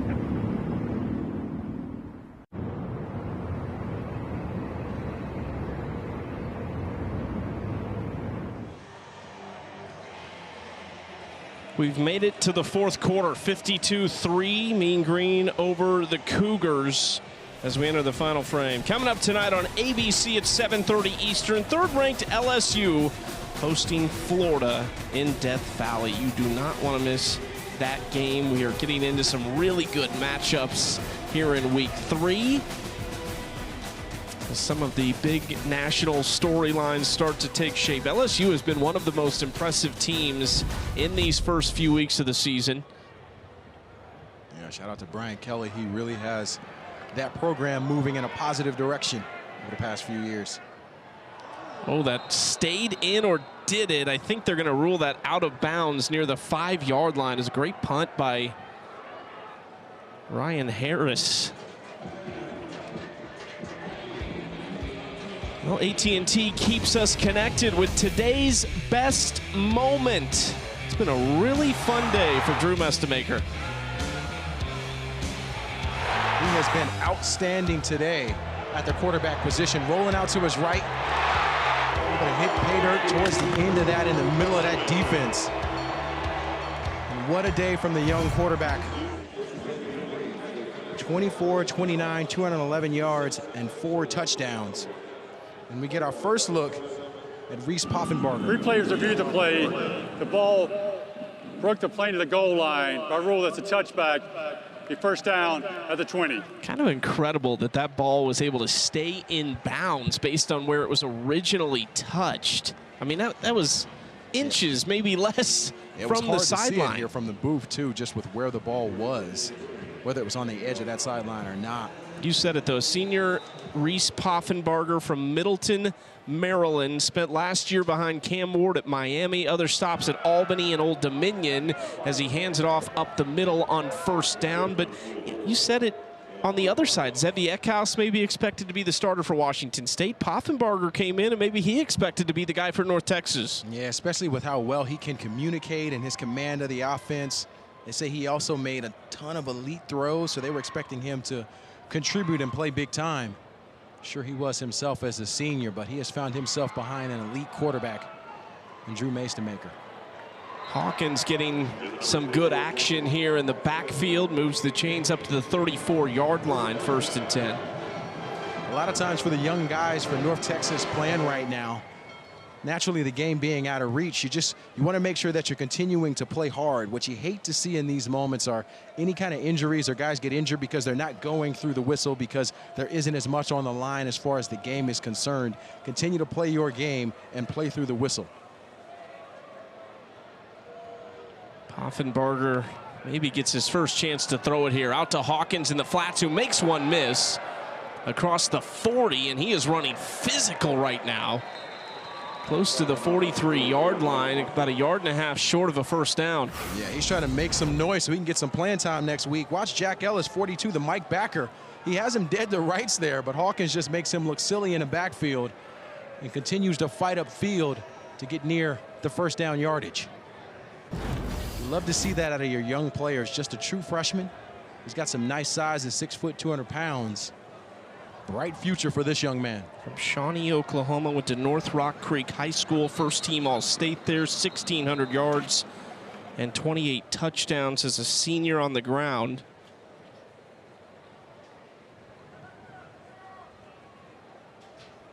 Baron Tipton is running across the field with his helmet off. Injured to player the for the sideline. offense after the ball was set. Timeout, North Texas. Their first of the second half. So we will step away with them. 2nd and 2, just over 13 minutes to play in the fourth quarter.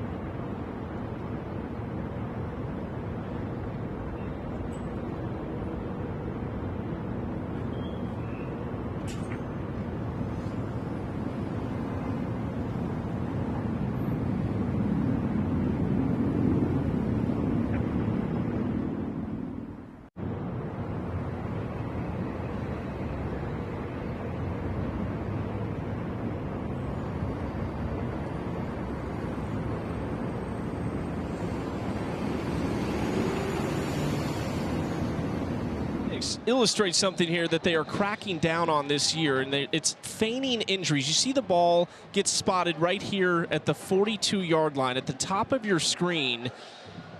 That is Baron Tipton, who then in a second is going to basically go down injured or present to be injured. In that scenario, if the ball's already been spotted, and this wasn't a case where he is faking an injury, but if a player presents as injured after the ball is spotted, it's a charged timeout to that player's team. If they don't have a timeout remaining, it goes down as a delay of game penalty. Yeah, new wrinkle there that you don't see a whole lot often there, or haven't seen a whole lot so far this season, but trying to prevent the flops and the flopping. Just trying to make sure we have seen it in the past. A lot of times, tempo offenses, it's typically on the other side. Maybe a defender goes down to give their team a chance to take a break. Yeah, slow down a little bit. And again, that's not what Baron Tipton was doing. I don't think there's any doubt about that. But just to illustrate that new wrinkle to the rules, Poffenbarger connecting on the outside. Shandon King on the catch. It's a nice hands catch there from Shandon King. About 15 different receivers catching a pass today. I tell you, quite the day for this offense. But you have to think about it. Like if you are a high school wide receiver or some other player that's considering spots from a transfer portal next year, you have to look at places where wide receivers are targeted and guys get production. So this offense is very attractive for wide receivers across the country. A little shovel pass here to Hawkins. Scoots his way down to the 35-yard line. Look at the patience here from the young running back, the true freshman, 24, Caleb Hawkins there, just waits and buys his time to get that football back to him. That is not an easy thing to do for a young football player, to show the patience on that shuffle pass. A lot of times you see guys want to move and start to go before they get the football. But a nice job of staying calm in a chaos environment, picking up the first down. 7th straight drive for North Texas, reaching Washington State territory. 1st and 10 at the 35-yard line for Poffenbarger and company. Fakes the handoff, and again on target to Dalton Carnes. 5 yards on first down. Chucky, this football was right on Carnes out of that break. The second he turned around, that football was in his chest. Just an incredible timing route and throw from Poffenbarger. You think about, you talked about the receivers, but for quarterbacks, when you look at Eric Morris and the guys that he has coached and recruited and been around, Patrick Mahomes, Cam Ward, who he took to Washington State, he recruited John Mateer to Washington State. And one of the things he talked about, he really likes those guys to play other sports. He said he loves basketball players playing with their eyes up. They see the field. Loves baseball players. Said he watched Patrick Mahomes and Cam Ward play basketball in high school. Watched Baker Mayfield play baseball. Said he offered John Mateer on a baseball field. Yeah, that's where the offer came from. But he said it's really about multi-sport athletes know how to create space in creative ways. And that's really what it boils down to for him and why they like guys to play multiple sports. Guys are used to using their athletic ability to create space in other areas. Man, Hawkins is impressive, isn't he? He is tough to bring down. Well, what I appreciate is just how much he's going out in this moment. Again, the game's out of reach, and you see guys kind of bottle it down a little bit and not go hard. He's continuing to run hard and take advantage of his opportunities, because really what you're telling the coaching staff right now is, hey, coach, if I get an opportunity next week or the week after, I'm ready to go. Keep me in mind. 10th play of this drive. Under 9.5 to play in Denton.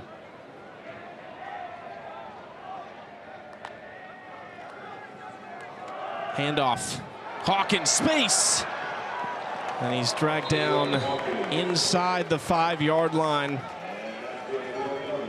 He is not hesitating with the football in his hands, Caleb Hawkins.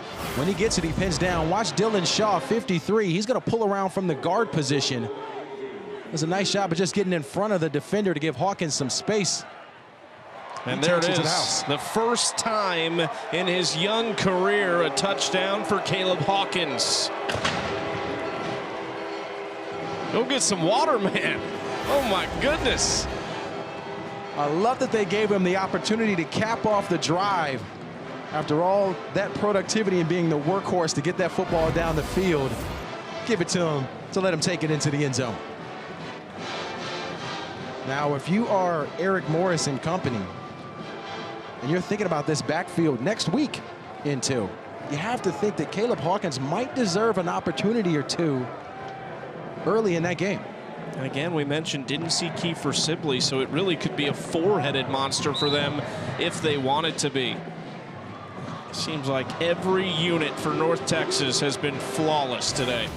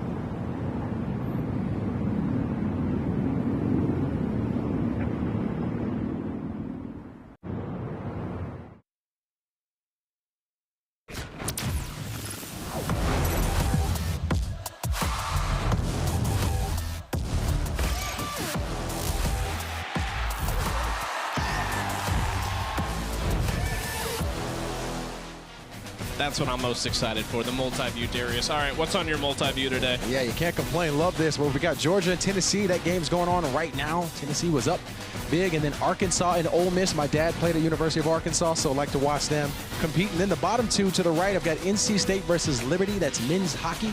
And then Louisville versus Virginia. That's men's soccer.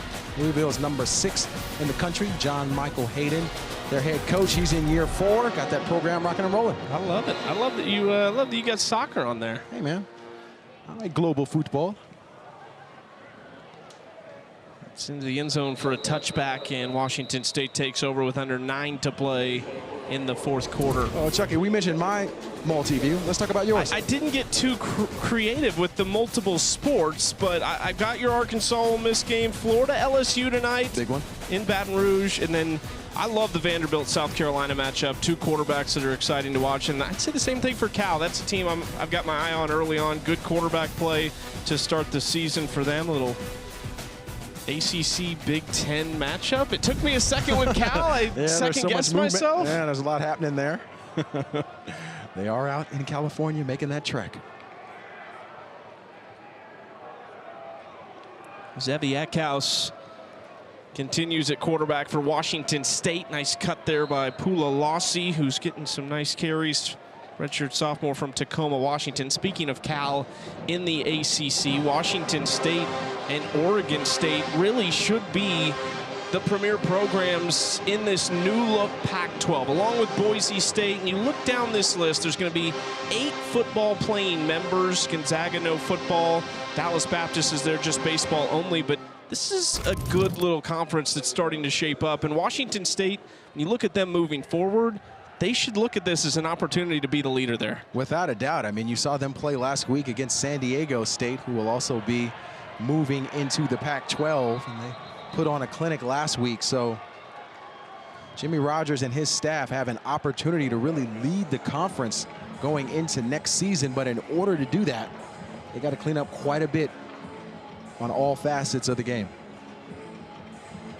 And this is the storyline for me for Washington State moving forward, is who comes in at quarterback next week when they play Washington. That's the other part of this. It is Washington next week. It is the game that means most to the folks in that state. Pulalasi hit hard at the 41-yard line. And so not only could you potentially be making a change, or could you see Jackson Potter back out there coming off of a tough loss and a bad performance as a team, but you're going to be going up against the rival, and there's a lot of noise that comes from that rivalry around those programs. Yeah, it's really tough if you're Jimmy Rogers, because you're scratching your head with what to do here at the quarterback position, the most important position on offense, figuring out who that guy might or might not be. 2nd and 8. Fakes the handoff to Woods. Eckhouse stepping up and eludes one and then lowers his shoulder. Tackled at the 45-yard line. And that's really the case for Eckhouse here, since he's the older player, the more experienced player. A lot of times you see coaches in pivotal moments when they're trying to figure out who the quarterback is, just lean with the guy with the most experience. So I certainly wouldn't be surprised if Zevi Eckhouse is the starter moving forward. Just because of his experience, you're trying to lean on that experience moving forward. Washington next week. Cougars won that last year at Lumen Field in Seattle. That was the first matchup between the two since Washington left for the Big Ten. Nice throw to the 45-yard line as they convert on 3rd down. Well, that's what you love to see there from Eckhouse, as he gets that to Leon Neal Jr. But just a decisive play. No wasted movement, no wasted time. He went through one progression, then got to his second progression, and the football was out of his hands. That's how you draw it up and coach it up. Nice job by Zevi. Under 6 minutes left in the game. North Texas trying to not allow a touchdown for the 2nd game in 3 weeks. Eckhouse going to air it out to a wide open receiver just beyond the reach of Mackenzie Aline, the redshirt freshman from Tustin, California. That could have been his first career reception if that was on target. Man, he had Jackson Latamudi, number 13. He's going to get him on this double move. Watch him at the top of this route. Go inside, fake outside, and then create the separation. He's wide open, but Eckhouse just put a little bit too much air on that football. That's one you have to hit, Chucky, especially in a game like this when you're vying for playing time at the quarterback position. You got to hit that. And looks like we may have a false start here on Washington State. Everybody but the center. 5-yard penalty. Take it down. That's something you hear. Everybody but the center.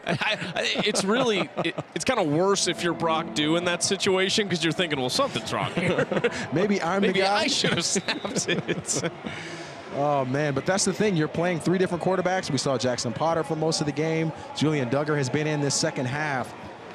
So while the cadence might be the same, the way the quarterback says it is a little different. So sometimes you can get tripped up when you've got 3 different guys playing QB, calling the formation and the plays. Whistles from the North Texas sideline. They'll take a timeout. Timeout, North Texas. Their second We of the will half. step away with Timeout on the field. 5:30 to play in the 4th quarter.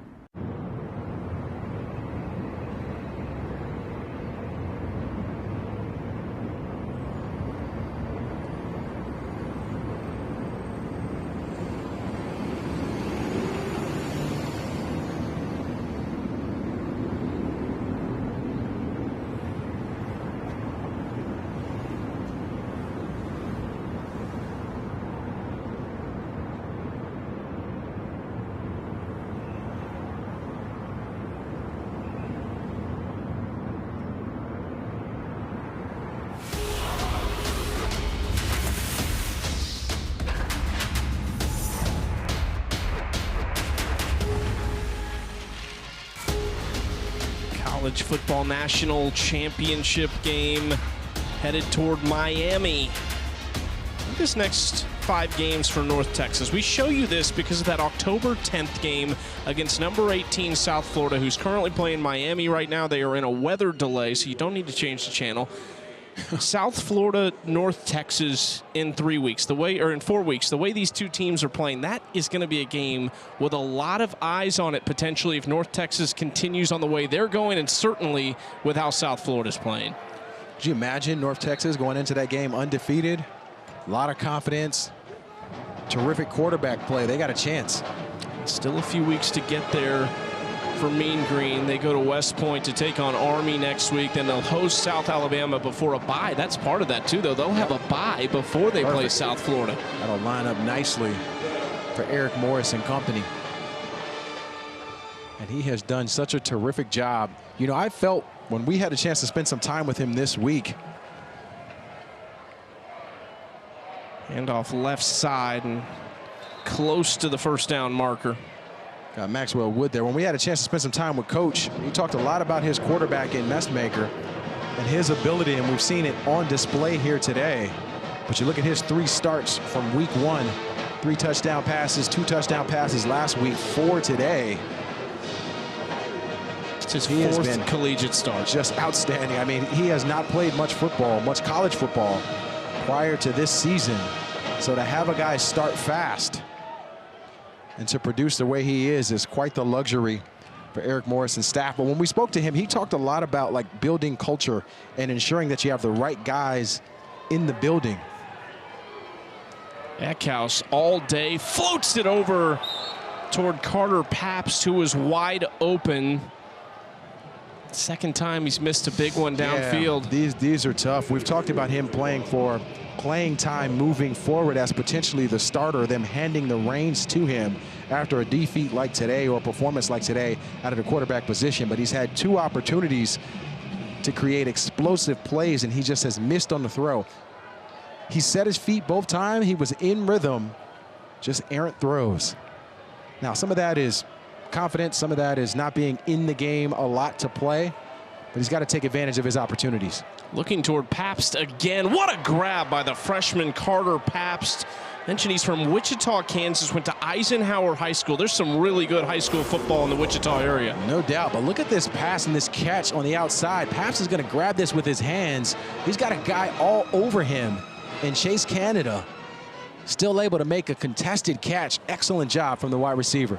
Deep ball again for Eckhouse. A lot of contact down there in the end zone, and that is going to be pass interference against B.J. Allen. Yeah, he's working against McKenzie. Number 88, the other redshirt freshman wide receiver. Defense. 15-yard penalty, first down. They've tried to throw 2 home run balls to Mackenzie Aline and have come up empty. It's at the end of this. You see him grabbing cloth there. He's got the right arm of Eileen, number 88. Easy call for the officials on B.J. Allen. And that is Aline, who is down on the field on a knee. And I'll have to take a look at him.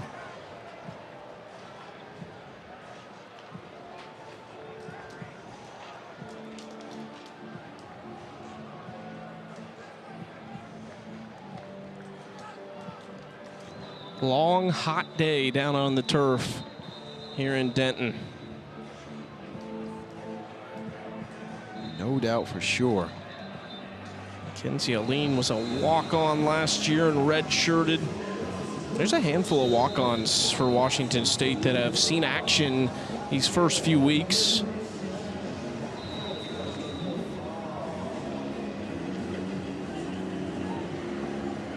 Their offensive coordinator, Danny Freund, told us a lot about the growth opportunity here at Washington State and trying to take advantage of the opportunity in front of them to create their own destiny as a staff and as a team here. They're gonna have to come from a setback today.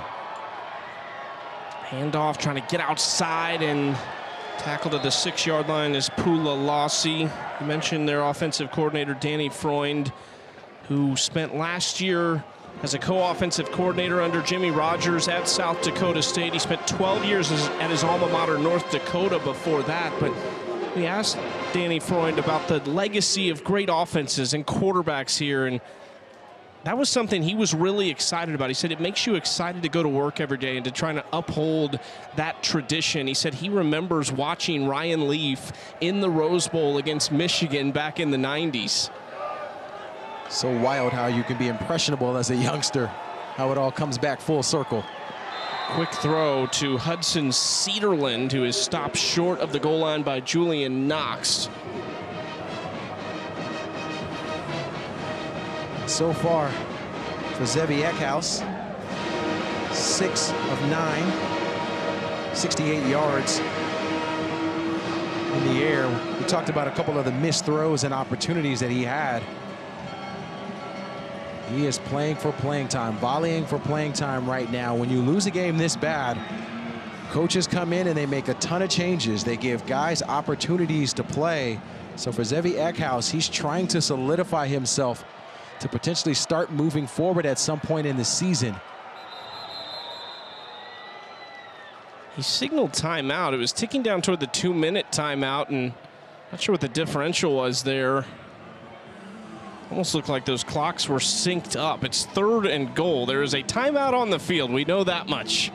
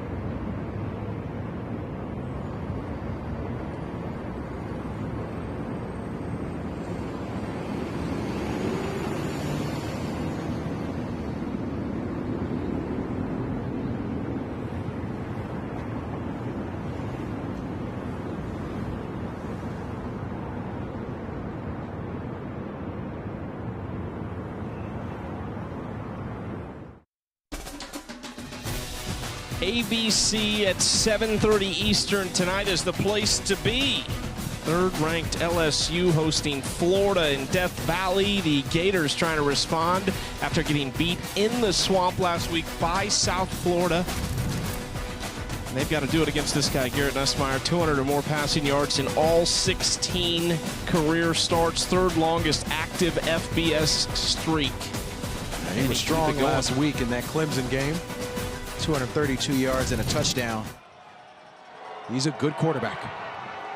Woods in motion. Eckhouse will take it in for the first touchdown of the day for the Cougars. Now, we saw them run this play quite a bit with Julian Duggar, where it's a design QB draw.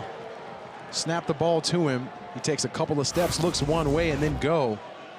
The first time they've run it with Eckhouse right here at the goal line, able to get it into the end zone. Solid drive from the quarterback. I mean, outside of those 2 missed throws, he's been fairly clean so far. Extra point is good for Jack Stevens to make it 59-10. 1:57 left in the fourth quarter.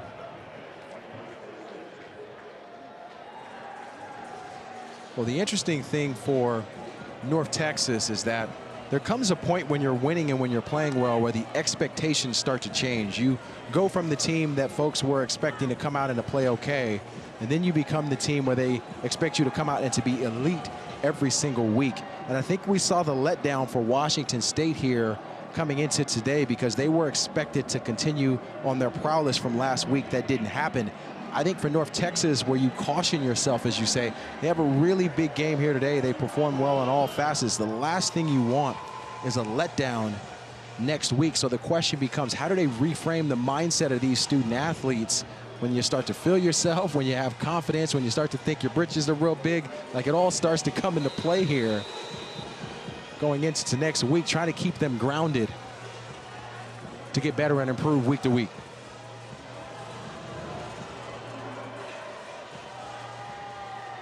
Ryan Harris sends it away toward Evans and into the end zone for a touchback.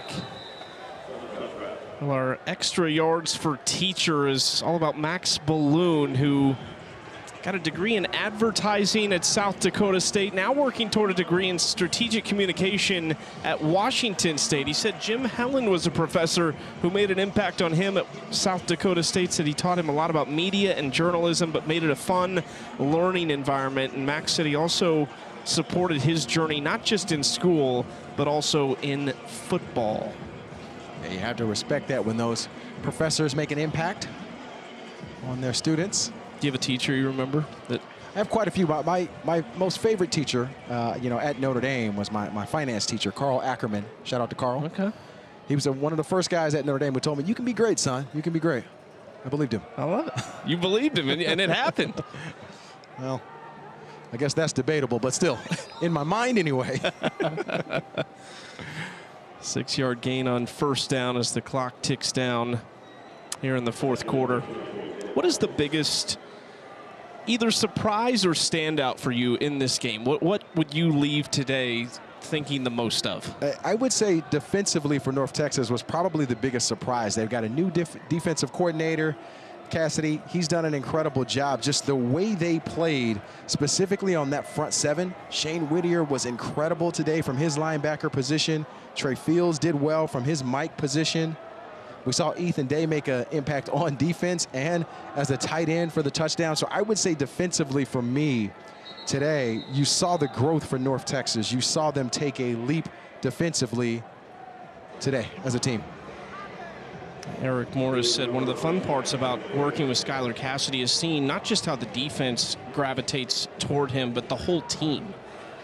Just a lot of guys that like him, enjoy being coached by him. And then for Cassidy, what attracted him partially about this job, knows the Texas area well, but he was able to bring his staff from Sam Houston, and that was key for him because he raves about that group, those position coaches, and he said that helped elevate kind of their floor when they got here. Their starting point was much higher because the verbiage and everything they do in their defense was a uniform message from their coaching staff. And 5 of the guys he brought with him from that Sam Houston defense a year ago. North Texas 59-10 win over Washington State.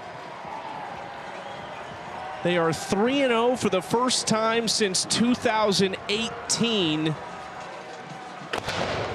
It's the last time they topped the 7-win mark, haven't eclipsed 7 wins since the back-to-back in 2017 and 2018 when they won 9 in both those seasons. Look at that defense, allowed 40 points through 3 games.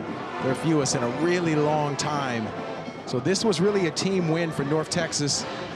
You have to be excited if you're Eric Morris and company and putting together a complete game, which is exactly what they talked about when we spoke to them this week. Let's bring in Coach. Coach, congratulations on a big win. How does it feel from the sidelines for your team? What are you most excited about from their performance today? Yeah, just the effort. I think our kids come out. We challenged them physicality-wise. We knew this was a physical ball club we were about to face. They pride themselves on that. We knew we had to match that and then overcome it. We knew the heat was probably going to play in our favor. We tempoed them early. I think once we got on them, our kids played great complementary football, so super proud of them. Coach, part of the college football landscape is just a lot of new players every year for most programs. Your guys seem to have really come together quickly. What do you attribute that to? Yeah, I think, our coaching staff, Coach Cassidy's done an amazing job on the defensive side, all those assistant coaches, Coach Svoboda with our special teams. So they worked their tails off. So this is a great team win for us. Coach, congrats. Appreciate you. Eric Morris and company 3-0 as they roll to a victory. The Stone Cold celebration in Denton and North Texas for the first time since 2018. Off to a 3-0 start. They're off to West Point next week to take on Army. For our entire crew, led by John Colano and Seth Biley, my partner Darius Walker, I am Chucky Kemp. Thanks for joining us, everybody. So long from Denton, where the final is 59-10. North Texas over Washington State.